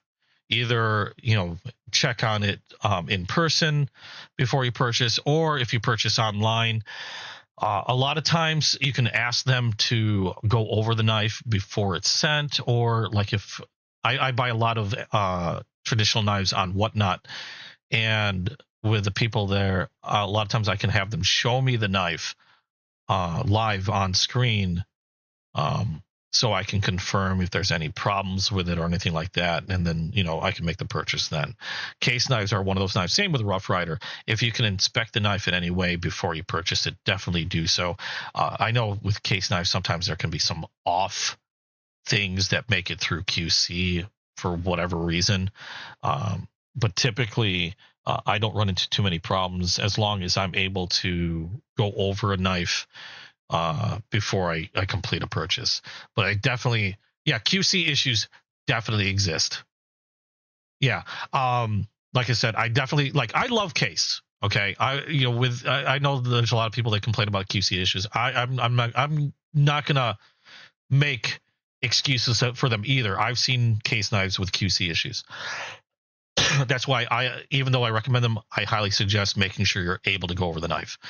I do a lot of my case knives through Whatnot, and then even though I go through Whatnot, I go through very specific manufacturers, or not manufacturers, I'm sorry, retailers, because for example, two of my favorite sellers on Whatnot are Chasing Blades and RL Simp.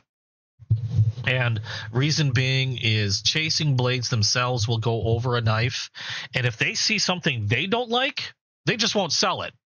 There's been numerous times where they'll be showing a knife like, hey, we've got this one, and he'll open the knife, and then he'll be like, oh, there's a lot of blade rub on it. Yep, we're not selling that. He'll box it back up, and he's going to send it back over to case. Or I will ask him, hey, can I get a closer look at the knife? And then he'll put it on camera, and he'll do a closer, allow you to do a closer inspection of the knife, and show you all the angles and stuff. That way, you're going to get a good case knife. Because QC issues definitely do exist. I think they should do a better job. Well, that's neither here or there. They do exist. I still love them. I think when you get a good case knife, you get a good case knife. No doubt about it. But you do want to go over them either in hand or have the retailer, if they'll do it, go over it for you. And so even some places that don't do live, like Knife Center, I don't know if Knife Center does it, but I know there are other retailers. If you ask them to go over the knife, you can do some big comments or something like that before you make a purchase. A lot of times you can ask them to go over the knife before shipping, and they will, they'll do that to ensure that you're getting a good knife on the onset, and it's great for them because that way they don't have to deal with a return. So in a way, it's kind of win-win for them. They just take a couple extra minutes to go over the knife for you, make sure it's good, and then they don't have to deal with a return. Don't be afraid if you get a knife that you're not happy with. A lot of times they still have a good return policy, but it's money for them as well still. But yeah, definitely go over your case knives before you do that, or if you can. Otherwise, again, they're still my favorite knives to collect. I still have. I mean, it's still my biggest knife collection. It's biggest part of my knife collection are my case knives. I own a crap ton of different modern knives. I own a ton of different modern knives. If you took all my modern knives, they would eclipse every other knife in my collection. But case, hands down, I own the most case knives out of any one manufacturer in my collection. I mean, I've got case knives in hard cases. I've got case knives still in their boxes because I have no way to display them. You guys have seen my famous shoebox. Because these I haven't found a place to put in my collection yet. And that's why they're still in the box. And this is only the major portion. I still have others in their boxes that I have yet to catalog and put away. And some that are in hard cases, no longer in a box, and some that are in a display. But these have easily made my biggest single manufacturer. This one happens to be a cinnamon Kernite. Freaking love this thing. Beautiful, beautiful mini trapper. But yeah, easily make the biggest collection of knives from a single manufacturer in my own collection anyway. I'm not saying mine's bigger than anybody else's. I've seen people that collections that make mine look like rookie numbers. Let's put it that way. But there you go. Those are my favorite knives for those knives between 100 and 150. The last set, let me put these away real quick, because otherwise I'm just not going to have any more room. The last selection of knives, though, we're just going to go for expensive knives. Let's just put it that way. Premium, high-end, or at least for me, high-end premium, because I even I have my own price limit. I don't go over $300 simply because if I like to eat. I like to eat and I like to keep my bills paid. So 300 tends to be a hard limit for me. Would I love to get a knife over $300? Oh my God, there's so many knives out there that I would love to get that are like a Sabenza, for example, a Hinderer, for example. I would love to have one of those. A little out of my price range. And I've had people that say, like, well, you know, if you didn't buy so many knives, you could probably afford one of them. True. If I didn't buy so many of these other knives, I probably could afford, you know, could afford a Sabenza. I could afford a Hinderer. I could afford one of those other knives. No doubt about it. But at the same time, I like to use my knives. There are some knives, admittedly, I don't use. Oh my God, my camera stand is ass. There are knives in my collection I don't use for various reasons. Either they're limited and I can't, you know, couldn't replace them if something happened. They're a gift and I don't want anything to happen to them. They have a special meaning. In other words, there are a lot of knives that I don't use, admittedly, but I do like to use the knives that I have. And when you get to the point of how much, at least for me, how much like a Hinderer costs or how much a Sabenza costs, things like that. I know if I were to get something like a Hinderer or Sabenza, as soon as I got in my collection, it would go in a case or in a display and it would never see air. Because if anything were to happen to it, it's such a pricey, for me, it's such a pricey knife that I'd never be able to replace it.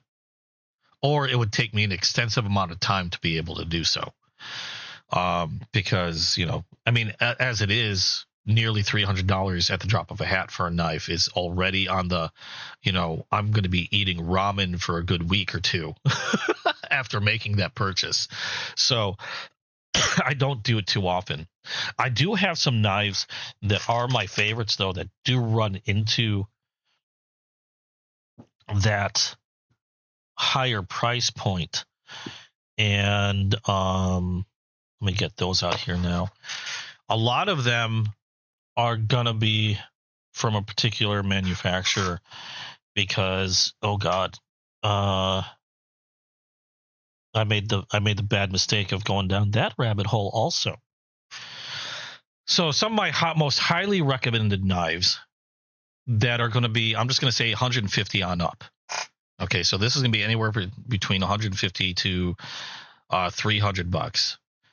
And some of those knives, actually a good few of those knives, are from Spyderco.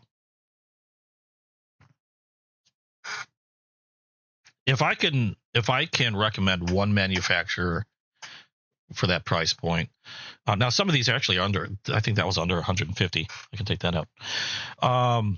This is the Pair 3 Spyderco, the Sage 5, which is my absolutely favorite Spyderco. Both of those are in MagnaCut. This one's also in MagnaCut, and this is the Manix 2. Absolutely fantastic knives from Spyderco. Highly recommended at that price point. They're generally going to be 150 on up for that. I had the blue one out because I grabbed that by mistake, but this one's, if you want to save a little bit of money, this one's a Sage 5, except this one is not in MagnaCut. This one's done in Spy 27 and G10 scales, but a little less in cost. I can't remember if this was 100. You know, let me look at that one because that could fit in there.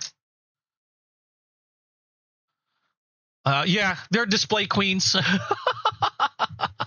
I have display queens. I'd never, it's because, again, they might have a special meaning to you, either like a gift or, like I said, they might be something that just can't be replaced. I'll give you an example of those in a little bit. How much was this? How much was the Sage 5 Spy 22? I can't remember. Or Spy 27. Why am I saying 22? Spy 27. Oh, no. Okay, no, that fits in there. It's $160. So that fits in there. So in terms of my highest recommendation for knives 150 on up, Spyderco is going to fit a lot of those slots. You really can't go wrong with a lot of the Spyderco.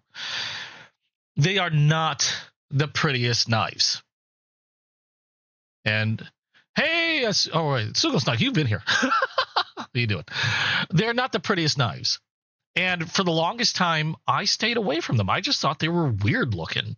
I still kind of think I still think this one's weird looking. But it got to my attention, and somebody made a comment on one of my videos, and I'm going to quote them again. I've quoted them a few times already. Ugly to the eye, but beautiful to the hand. The creators of Spyderco have downright said it. Their goal wasn't to make a pretty knife, although I have noticed some Spyderco knives kind of starting to lean that way, trying to make them a little bit more pretty. But their main goal wasn't to make a knife, wasn't to make a good-looking knife. Their goal was to make a knife that worked exceptionally well, both in terms of capability, hard use, and as well as ergonomics. Spyderco knives have some of the best ergonomics out of any knife in my collection. Just absolutely feel fantastic in the hand, regardless of the model. They've all been fantastic, and I have others like the Native 5 feels great. Even the Delica 4, I have one of those. A much smaller knife still feels great in the hand. Are they going to win beauty contests? No, but they definitely win awards in terms of manufacturing, in terms of ergonomics, and also in terms of their materials. Now, a lot of people scoff at the use of, they hear that, like, for example, the Sage 5 Salt Lightweight that I have uses FRN scales. But when you think about it, Spyderco has been in the business for so long. They're essentially like research and development is huge. They know how to treat the materials that they have. If you look at a lot of the independent testing, especially if you look at that new website, Steel Hardness Lab, the way they treat the steels for all their knives, they're all within not only just optimal range in terms of heat treatment and such, but on the higher end of the optimal range. A lot of their knives are on the higher end of the optimal range, which is outstanding. They know how to utilize the materials they have to the best of their capabilities, which is why they're some of the, in my opinion, some of the best knives to get. I went from somebody that thought those things are fucking ugly to, oh my God, I love these knives. Okay, they're absolutely fantastic knives. Yes, you are going to pay a pretty penny for them, but I think they are well worth it and have some of my highest recommendations in terms of premium pocket knives. They're just amazing knives overall. Fit, finish, to have some of the sharpest out of the box edges I've had in my collection, and just fantastic knives. I went from, like I said, I thought they were ugly as hell to these were my first two. I got these both at the same time. And after I got these two, now I have 7 total. I don't have the others up here. These are my favorites out of the group, and just absolutely fantastic knives. And that's what I get for reading a book by its cover. Glad I checked them out, and just I want more. I definitely want more of these. I know I don't have one yet, but my next one that I'd like to get my hands on will probably be a mini Jimbo. It's probably the ugliest knife I've ever seen. But I've heard so many good things about it that I'm going to overlook that, just like I did with these. I'm going to overlook that, and hopefully I can get one in hand eventually. I don't know when. Hopefully, I don't know, within the next couple months at least. I hope. if I don't get distracted by anything else. Now, if you're looking for something other than Spyderco, I still have plenty of suggestions. These are going to be a little pricier than your typical, and it's amazing how many of them are from one manufacturer. Let's start with one of the outliers. Let's start with another. Again, I'm not gonna restrict this to a number because I have too many favorites. The next manufacturer, two of my favorite knives are from Concept, and this is the Tarako, which this one is a titanium scaled with their tiger stripe anodization frame lock, and it's amazing how many premium knives end up using frame locks. I don't know what the reason is, but okay, well, no, okay, you got me. I have seen the assist. That is ugly. I'm not going to get the assist because I'm not a fan of serrated edges. And if I remember correctly, that's a fully serrated knife. Maybe at some point, maybe if somebody wanted to buy it for me. No, I've seen it. You're right. That thing is ugly. But from Concept, these are two of my favorite from Concept. I have other favorites from Concept, but I'm trying to show ones that I've carried and do carry. I'm trying to stay away from showing a lot of the I'm going to just say safe queens. One that I've carried a lot has been the Tarako.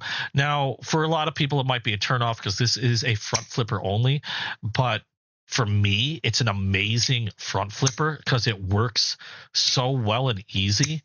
I have other front flipper knives from other manufacturers that a lot of times you'll grab a knife, and if it's got a front flipper, you're like, okay, well, I got to position my hand right, make sure and then finally I front flip.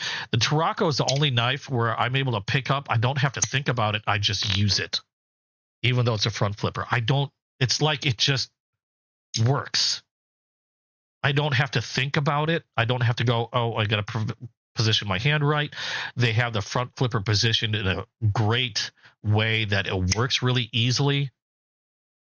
And solid lockup. I love the blade shape. I love the look of this tiger stripe titanium. It feels great in the hand. This one I've carried quite a bit. One of my favorites from Concept is this one. The other one from Concept recently, and I own a lot of Concepts. This one just, I guess you could say, knocked this one off its high horse. I still love this knife, but this one I love just a little bit more. This one was my latest one of my latest acquisitions from Concept. This is the Concept Loki. Now, this one has a thumb hole for deployment, so you can use your thumb or you can reverse flick. For me, it's really easy to reverse flick this one. The reason why I like this so much is it kind of reminds me a little bit about the Kaiser Bulldog, where the handle rides a little higher than the edge. So when I'm holding this, I can bring more of that edge to bear on the material, even if I have all my fingers resting on the table. I have like this much of the edge to the point that still I can utilize. With a lot of knives that are more in line like this one, if I were to keep my fingers there and try to, lay the blade flat against any material I might be cutting, in this case, like this one, I only have from here towards the tip of usable edge because my fingers are in the way.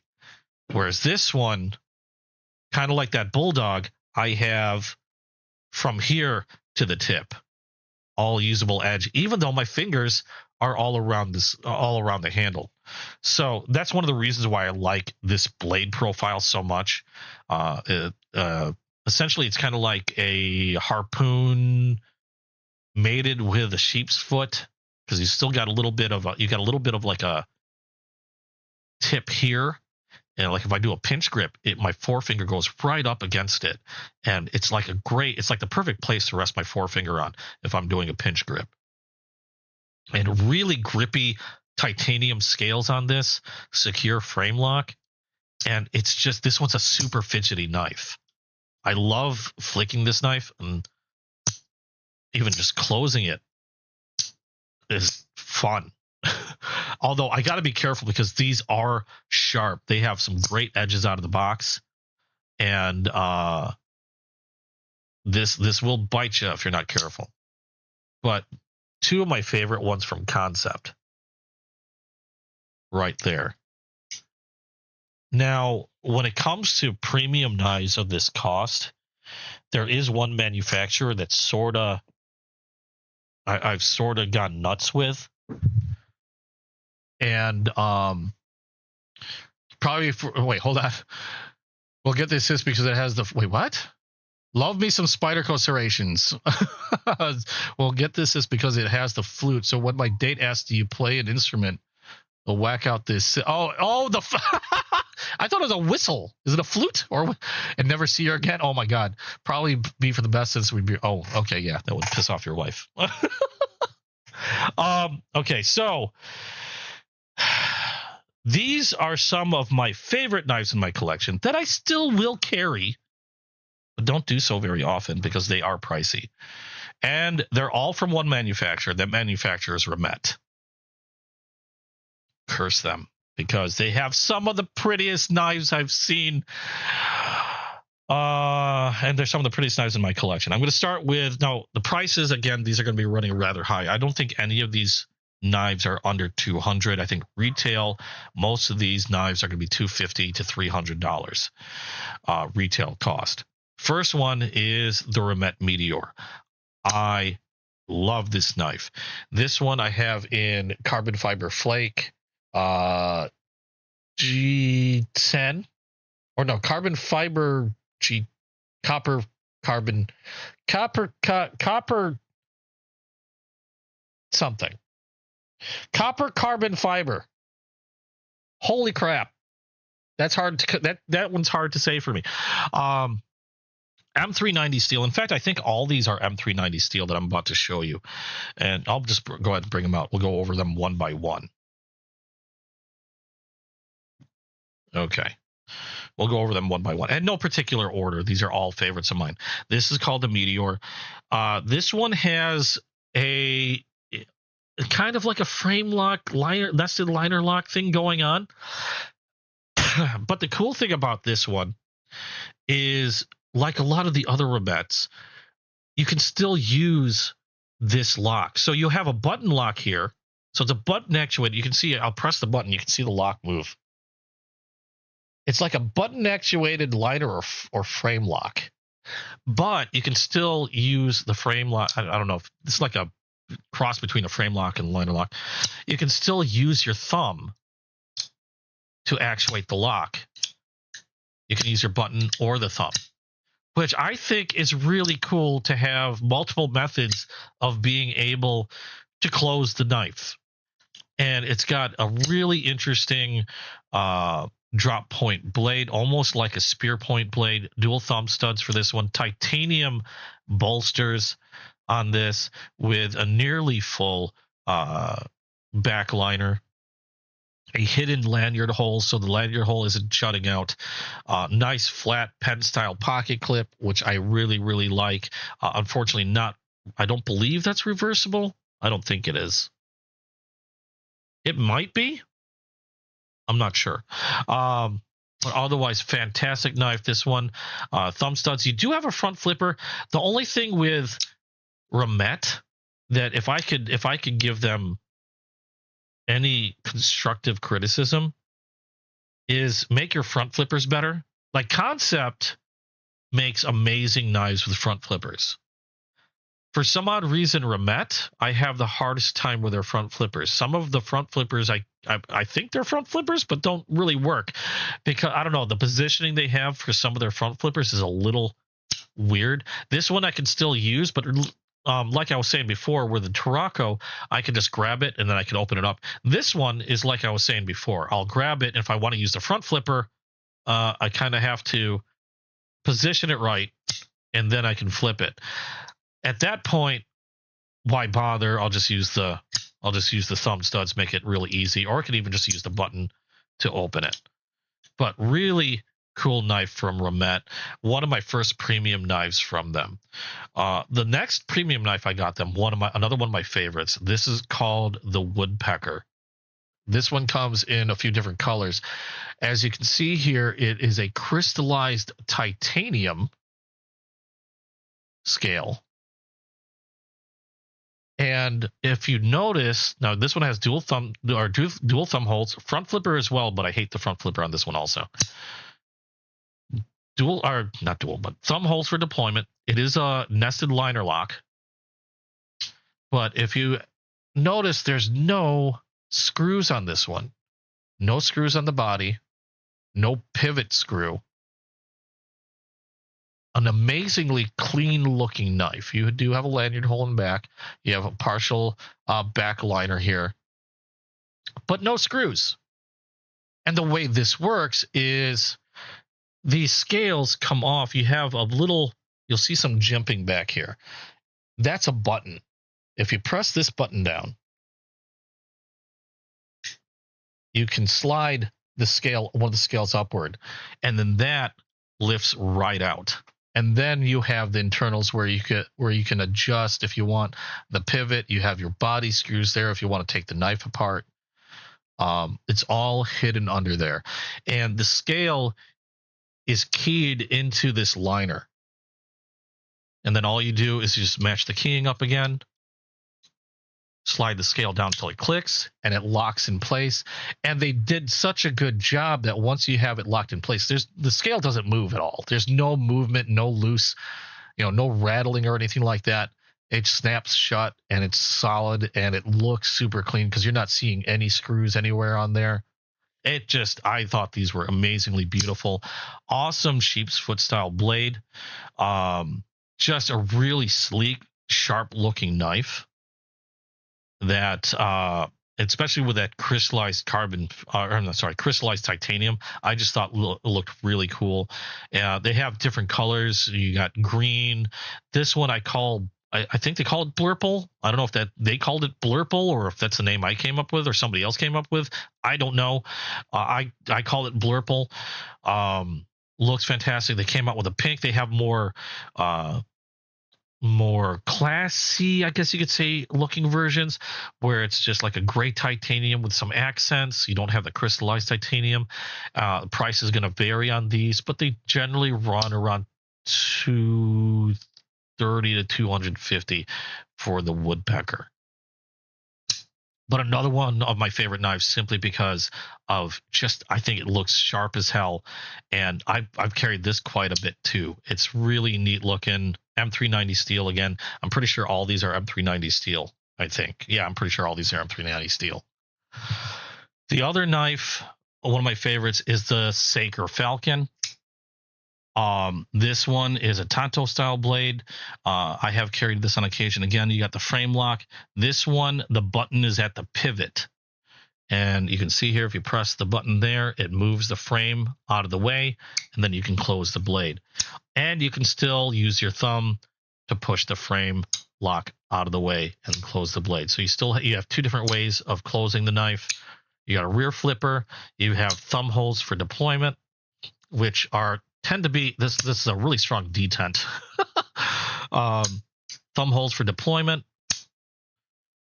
And an interesting thing on this one, because of the positioning of the button, I know for some people they tend to be a little iffy about that button going off during use. You have a lock here that while the knife is open, if you push the switch up, that essentially deactivates the lock. You can't press the button. You can't push the frame lock out of the way. It locks the blade in place so it can't close up on you. Because I know some people are a little iffy about it because it's such a big button on the pivot. I personally don't see any issue with that button being there. Even with a pinch grip, I'm kind of well away. I suppose on a pinch grip, I could, depending on where I put my thumb, it could be a little sketchy. But since you have that locking mechanism there, not a problem. You can lock the blade in place. You don't have to worry about it closing on you. And then when you want to close the blade, just simply slide that back down. And then you're good to go. Whistle, flute. At least it's not a trombone. That would be interesting. I would like to see a knife trombone. Probably be a really big knife. The other two of my favorites from Remet in this price point. This is the Two-Face. This was also designed by Osho, the same person that designed the Kaiser Bulldog. They called it the Two-Face, I think, for two reasons. One is this originally was a rear flipper knife. Now, I like front flippers. So if you look here, there's a little screw, and I moved the flipper from the rear to the front. You can see the set screw there. So I just had to unscrew it, place it over here, and then there's another like spacer screw or whatever that you can use to fill in the hole. That's what I put in here. So if I wanted to, I can go ahead, I can put this back as a rear flipper knife simply by removing the flipper and putting it back here. I like this because it gives me a nice sleek line when closed. I don't have a rear flipper poking out like you would, like in this case. I'm not going to snag anything in the pocket or anything like that. Not that I've had too much trouble with that, but it's just a little less sticking out from the lines of the knife, I guess. So to me, I get cleaner lines on the knife. I just like front flippers in general. So I thought that was pretty neat. And the other reason why I think they called this the Two-Face is also you have a dual grind on this one where you have, let me see your focus there. There you go. You have a clear division on the blade from belly. I don't know if it's flat or hollow ground. Flat and hollow, I believe, towards the tip. So you have a dual grind on the blade itself. Another reason to possibly call it a Two-Face. Full backliner on there makes it really comfortable in the hand. Ergonomics on this are great. Deployment, you have dual thumb studs, and you also have a relatively deep fuller that personally, even though I like the front flipper, the fuller is my favorite way to open this. I can easily reverse flick using my finger. I can also use the fuller with my thumb, although it's a little harder to use. The only downside I think on this knife personally is the thumb studs. The thumb studs on this one are so close to the body, I personally find them a little difficult to use. Like I sometimes have trouble opening this knife with the thumb studs. So I just end up using my finger and reverse flicking. It's the easiest way for me to do it. Or I'll use the front flipper. This one does not have a button, so it's just a frame lock to close. But still a really awesome knife in my opinion.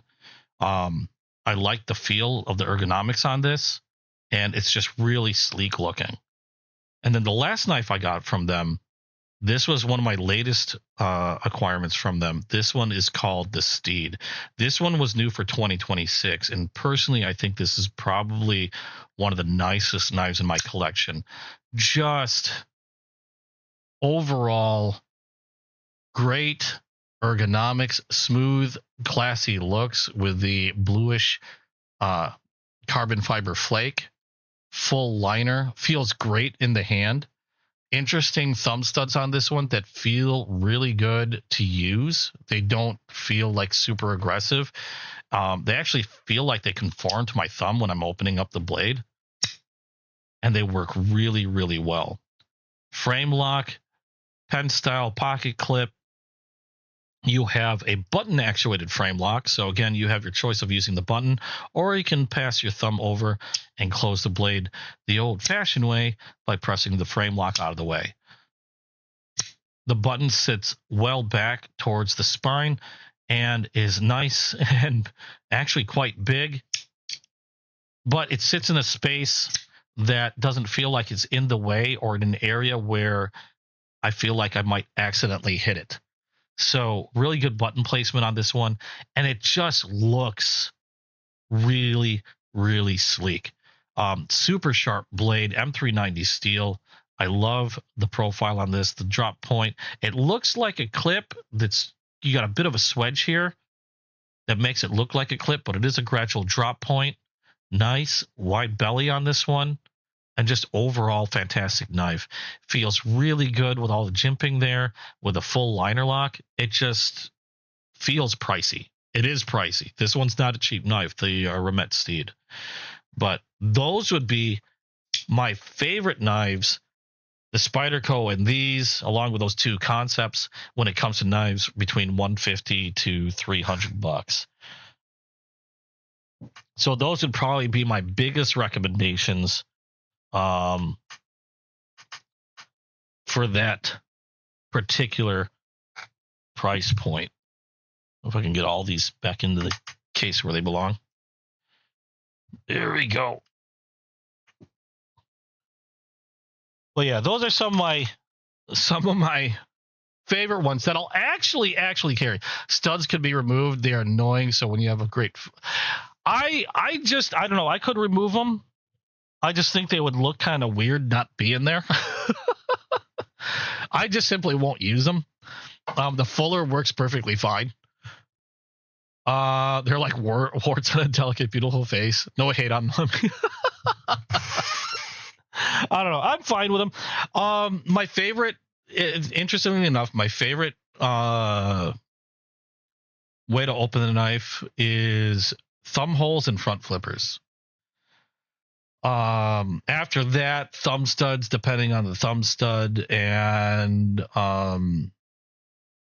that's pretty much about it. I just really like thumb holes, especially after getting like the Spydercos. I can see why Spydercos were, well, Spydercos developed one hand. They're the ones that actually developed one hand opening with that Spidey hole. You can thank a lot of the pocket knives and the ability to be used one-handed due to Spyderco, as they're the ones that essentially spearheaded that.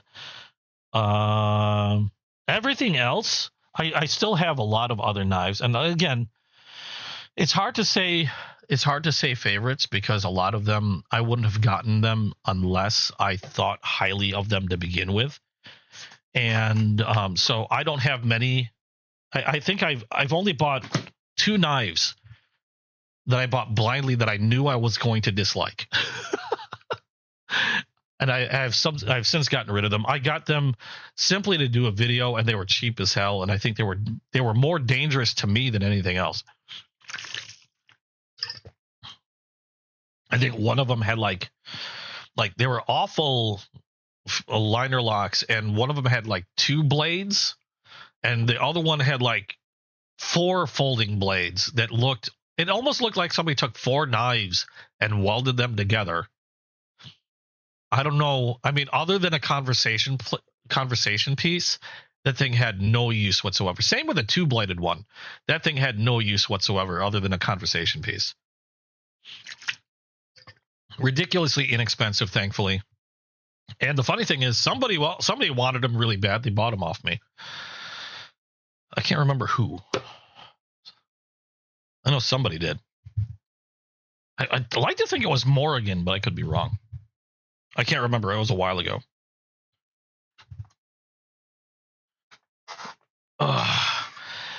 But those are some of my highest recommendations. Do I have other recommendations I can give? Yeah, I probably could. But those, admittedly, are my favorites. I guess you could say my favorites of my favorites is probably the best way to say it. My favorites of my favorite knives. Because there's definitely others that I could point out. I know, for example, like when it comes to traditional knives, I've been discovering Rosecraft, and although I didn't mention them before, I've got only a handful of Rosecraft recently. I've been really liking their latest offerings. And when I say their latest offerings, I know a lot of Rosecraft knives. I believe are like D2 steel. They started offering knives, I think, just this year that are being made with 14C28N, and that would be easier. I hope I can remember. I don't know if I can remember the names of these. I'm gonna have to look because I can't remember the names because they have some of the weirdest names.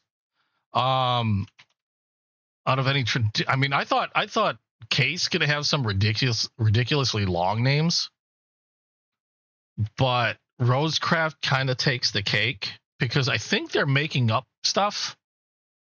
Like one, I think this is called the Snake Creek, and I think this one is called, I don't know, like it's another creek. They like naming their knives after creeks.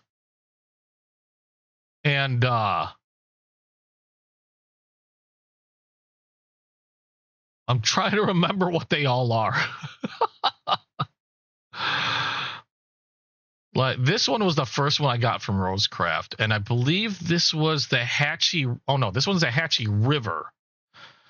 And they all range around like $60 to $65. This is a Hatchie River Brown Micarta, and I didn't list these only because I'm still new to them, but these have so far been really, really nice. They have amazingly strong springs.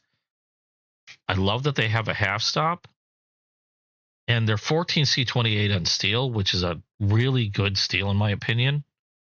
And quality-wise, they have been amazingly nice, like super clean out of the box inside. Really super strong springs, like I said before, and personally they look fantastic. Nice half stop on this one. This one's the Hatchie River. This one I believe is called the Snake Creek Copperhead. And I have two different versions. I have this one, which is in a jig bone, and then I have another one that's in a smooth blue bone. Again, super strong springs. This one has a slightly longer, like French pull and a Warncliffe blade. Like the snap on this is outstanding. They've all been perfectly centered, all been amazingly clean out of the box. This is the newest one. This one just dropped, I think, on the 28th of April, I believe. So this is like their newest one, as far as I know, unless something else dropped recently that I'm not aware about. But this one is called the Birchfield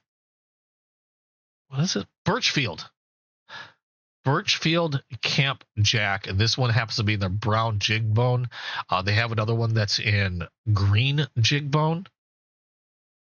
Again, about $63 if I remember correctly, with a clip point blade. Awesome half stop again. Just really strong springs. I'm really starting to like these Rosecrafts.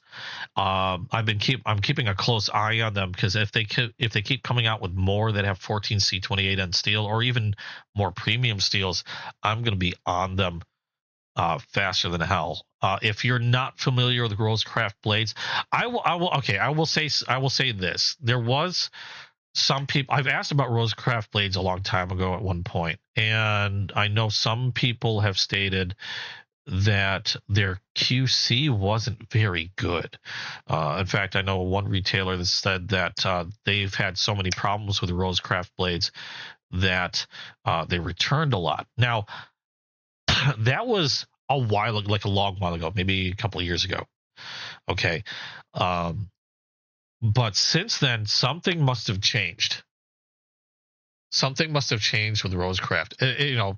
Now I didn't have any Rosecraft at the time, so I couldn't personally say anything about their quality. But if you went by what a lot of people were saying, something must have changed since that period of time and these new knives, because I've gotten these from different retailers on purpose because I wanted to see what the QC was like, and I didn't want to just get all my knives from one retailer in case they happen to favor a retailer for some reason. So I got my knives from different retailers, and so far each knife that I've gotten, and I've got 1, 2, 3, 4. I got 4 knives from 4 knives from them so far, from different retailers. They've all been perfectly centered. This one's really well centered. Well, maybe not perfect. Oh no, that's centered. It's a little weird on the camera. All been really well centered in the well. All have amazingly, like almost surprisingly strong springs on this. Almost shaved my knuckle off.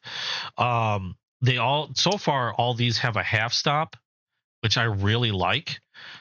And they've been amazingly clean in the well. Like, now I've had a lot of case knives. I've had a lot of Rough Rider knives. Case knives on average, and I'm going to say on average, tend to be the cleanest knives I have. Rough Riders on average tend to have the most gunk in them that I have to clean out. These knives have been the cleanest out of the box that I've seen. Even the insides seem to be really well polished. Not just the blades themselves. I didn't oil this. Oh no, did I oil it? No, no. That one I did oil, like, just to check. This one I haven't done anything with. So, other than maybe swab it to see if there was anything in there. But you can see the only junk are my fingerprints on it. But these have to be some of the most impressive knives I've gotten most recently in terms of fit, finish. But look how clean that sucker is. And I haven't done anything with it. I know I've oiled these because I always oil my traditionals, regardless whether they're Rough Rider, case, or whatever. This one I still have to do. These two I've already done. But in terms of cleanliness, I don't think I've had a cleaner traditional knife out of the box. These look amazing, and they feel amazing in terms, again, that snap. Super strong springs. And they just did a really great job with these, and the bone looks amazing to me. The colors, the milk on some of these. This one has a lot more milk. This one's more evenly stained. Doesn't really have much milk on that one. But where's the blue bone? The blue bone out here. There you are. Fluted bolster on this one. Actually, on all of them, they have either at least a fluted bolster. This one also really nice and clean. This one, really strong spring. That one there. This is what the smooth blue bone looks like. Got a little bit of milk popping out there. Just absolutely gorgeous knives. And gotta be careful of that. Extremely sharp as well. Yeah, I know I didn't put those on, but I'm still kind of like discovering Rosecraft. So far, they've been amazingly nice traditional style knives. When it comes to carrying, my favorite knives tend to be the Crossroads from Case. I love carrying these suckers because they have the S35 VN steel. Super durable, Rich Light in this case, or G10 or Micarta. Just awesome blades. I know I didn't put them on my fave list, but they're still one of my favorites to carry, mainly because their price fluctuates so much, so it's hard to really nail them down to one particular price point. Probably some of the better ones for like under $100 though. So what do you guys think? What's some of your favorites? Actually, what's just some of your favorite overalls? Oh, you know what? I forgot to show you one that was on the high end list, and I put it away without thinking about it. Actually, where did I put it? Because I could have sworn I was holding the darn thing. I don't know where I put it, which is going to freak me out because I put it somewhere. Oh, it's because I put it on my desk. This one has to be on the list for favorites. Demco 80 20.5. Shark Lock. I showed you guys the Civivi. I forgot the name of it. The Civivi with a super lock. This is the Shark Lock from Demco. Awesome knife. Pretty pricey. Demcos are pricey for you, especially for the higher end ones with a premium seals. This one's 20 CV, I believe. Yeah, 20 CV. Super fidgety. The only Demco I currently have. I'd love to get more, but they're pricey. I just love that Shark Lock. I don't know how I completely forgot about this one sitting on my desk. But love that Shark Lock. And I love the sound. What is it with the Demco knives? Everybody loves the sound of the Demco knives. Something about the clicky. This one I fidget with near constantly anytime I take it out of the case. You can't help. It's one of those knives you can't help but fidget with. And then I have my safe queens that I'll never see the inside of a pocket. Because for one reason or another, those I've omitted because I was just trying to show those knives that I would highly recommend at different price points for those that want to carry or looking for a knife to carry. I could very easily suggest some of those safe queens, but you're never going to want to take them out unless you're the type of person that doesn't have safe queens that'll take out any knife. You asked your favorite. Yes, you have to say it's your Spyderco Little Temperance. Light 3 lightweight and K390 for now. I've heard a lot about K390. The only reason why I haven't gotten anything in K390 is because, like I said, I don't believe that's a stainless steel, if I recall.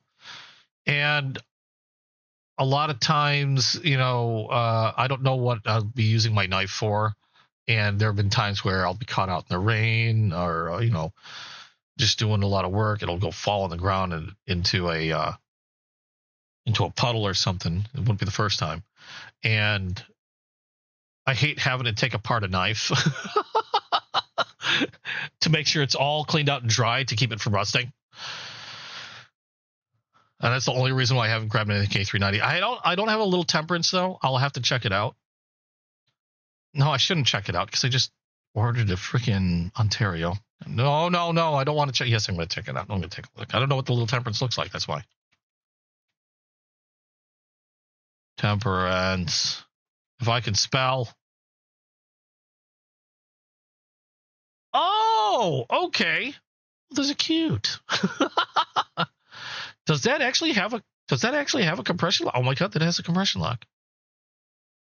Oh, what do you know? And you've got the K390 version? Oh wow. That doesn't look that's just a hair under 3 inches. That's got to be a really thick or wide belt. I don't know how to do deep blade. Huh. Oh, now you've got my attention.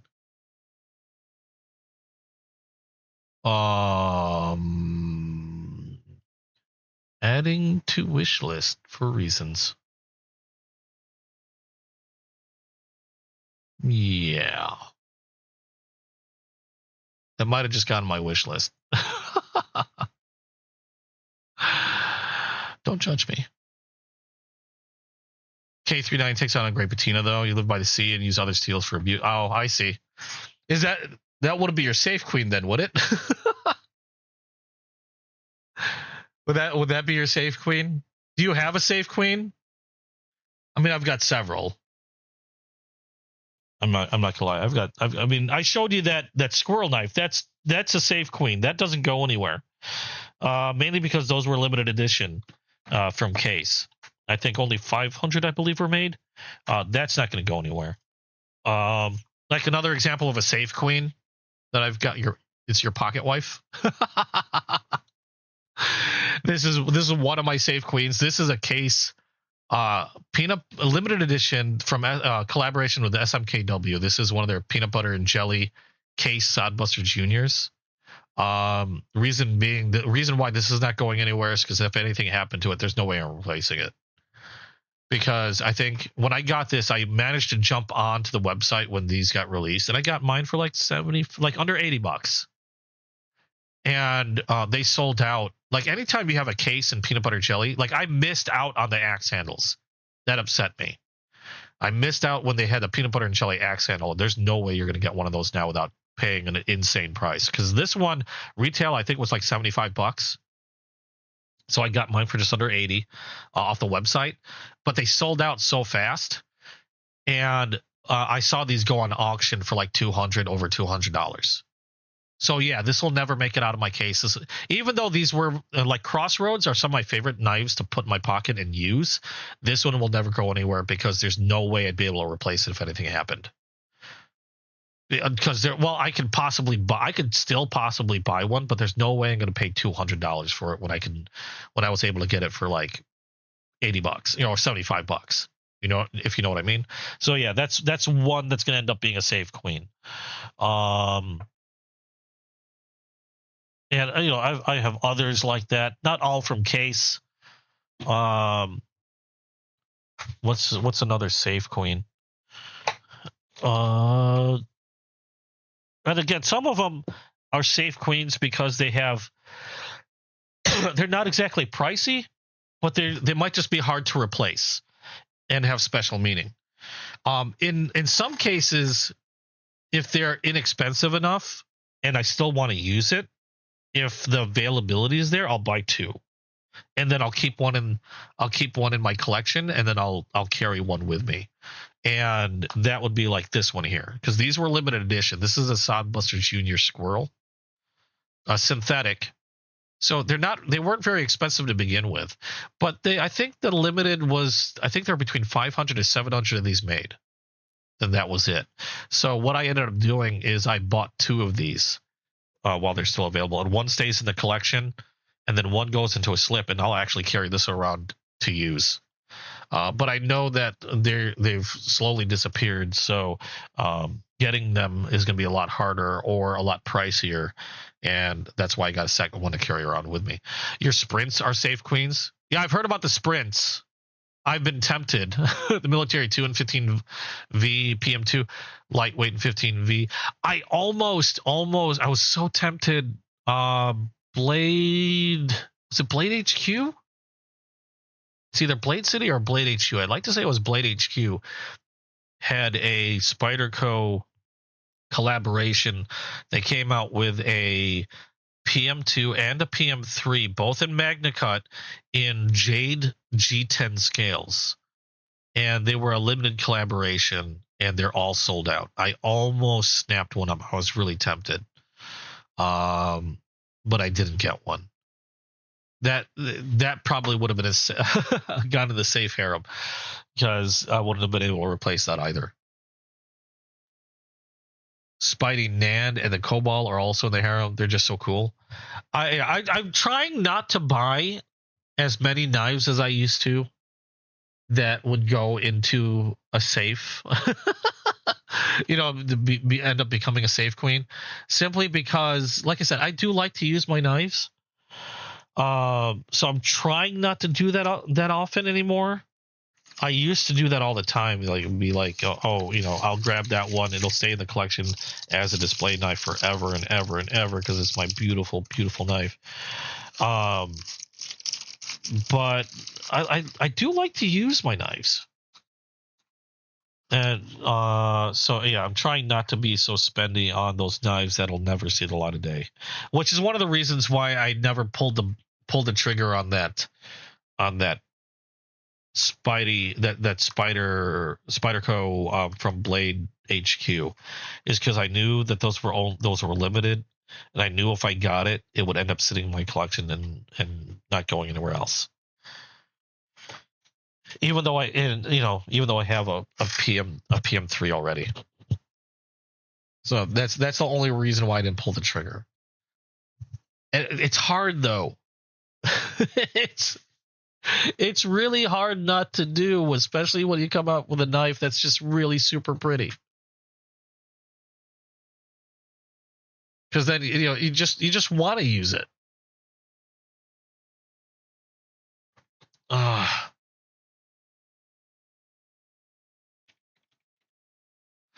Okay. But yeah, those are some of my those would be my suggestions, I guess, for knives at different price point. I know I kind of went crazy on my collection here. But yeah, if you let me know what you guys have for your favorite knives at different, it doesn't matter the price point. Just just show me what your favorite knife is. I know that took a lot longer for me to go through than I thought. I was gonna prep some leather strops, but I normally run till about 6 o'clock, and we're just about there. So, oh my god, that took a lot longer than expected to go through.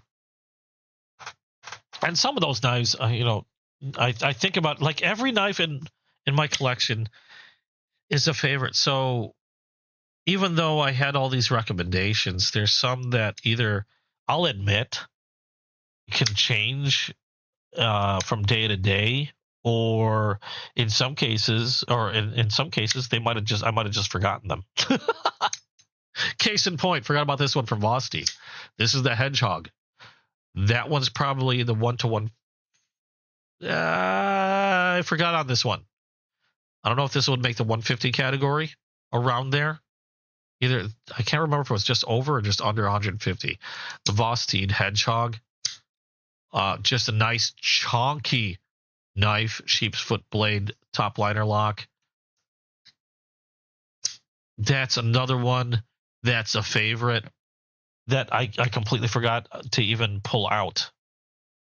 So yeah, there's so many of them that if they're not a favorite, I don't hang on to them too long.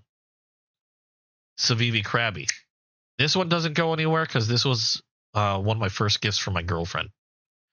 Or first gift knives, not first gift, but a gift knife from my girlfriend. This was the first knife she ever bought me for my collection, was the Civivi Krabby.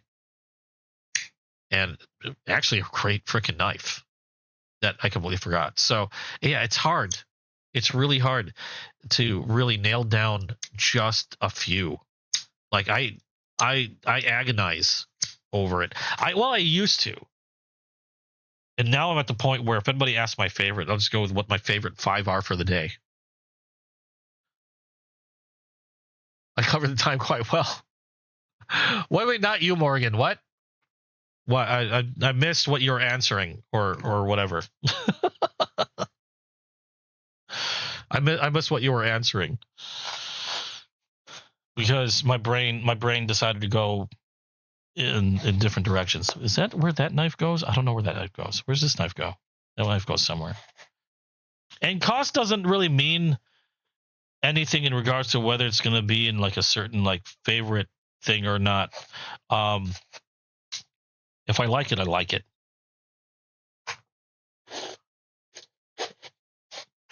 Even the weird ones. Donut. Anyway, I think that's going to be it. It's just after 6 o'clock, and I've got to cook. I got to get dinner started. Otherwise, my girlfriend's going to get crazy. Actually, she's still streaming. She's still streaming on Twitch. So we're going to call it at this point, and thank you guys so much for joining me. Hope you guys had fun watching. I was debating because I didn't have anything new for this week other than the maple crossroads that I was even debating whether I was going to hold a live, but I decided to because I just like chatting with you guys. I love I love talking about knives. I love hearing about knives. I learn more about knives from you guys chatting in chat than I do anywhere else, to be quite honest, which is another reason why I love to hold these. But we will be doing another live on next Saturday at 2 p.m. Central Standard Time. And I know I have a few things coming in. This next week. So I'll have a lot more to show you. I have, oh my God, I have at least two, well, now I have the Ontario Rat 1.5 that's going to be coming in. I have a few case knives coming in. I have a few non-knives coming in that I might show you guys, might not. They're nowhere near knife related, but I got them on Whatnot. Who knows? But yeah, I'll have stuff to show that'll be new for next week, and then we'll talk about whatever comes to mind in regards to knives. Maybe we'll go out. We'll see if we can go over some new stuff that's coming out for the month. But anyway, thank you guys for joining me. Hope you guys had fun watching. If you liked what you saw, please drop a like down below. And if you haven't yet, hit that subscribe button and hit that notification bell. That way you know when I'm going to drop a new video. I'll have new videos again coming out throughout the week. And thank you so much for all your support. I'm going to go ahead and get dinner started before someone gets cranky. Now I'm hungry. I don't even have to worry about her getting cranky. I'm going to get cranky if I don't get any food in my belly. So thank you guys so much for being here.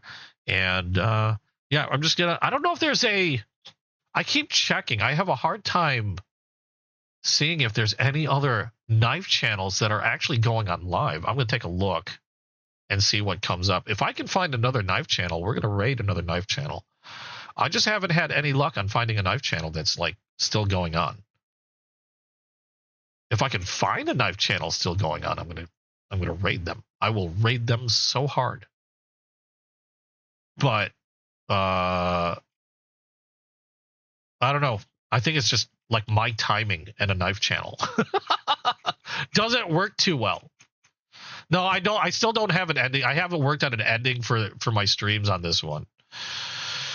One of these days I'm going to have to work on one. I just haven't had time. I think Cutlery Corner is live right now, but I don't think Cutlery Corner is. See, I was going to raid Cutlery Corner at one point. I think last week I was going to try to raid them, but the only problem, and they're kind of like an online selling thing. They sell, I don't know how they sell their stuff. Yeah, raid is, yeah, Channel Viking style. Does that require pants? No, probably not. I don't think, last time I tried to raid Cutlery Channel or Cutlery Corner or whatever they're, I can't remember the name, but they didn't have ratings set up on their stream. Because I would love to raid another knife channel. It's just my timing with like nobody else is running one at the time. I think Cutlery Corner still, they have a live, but it's more like, they're kind of like, what do you call that? Shopping network. Yeah, they're kind of like the shopping network. So, I mean, I could put their link in chat. Let me see if I got their link. So if you want to go ahead and raid the heck out of them, feel free. Otherwise, I think I'm just going to go ahead and cut it here. Let me see if I can get their link here. Give me a sec.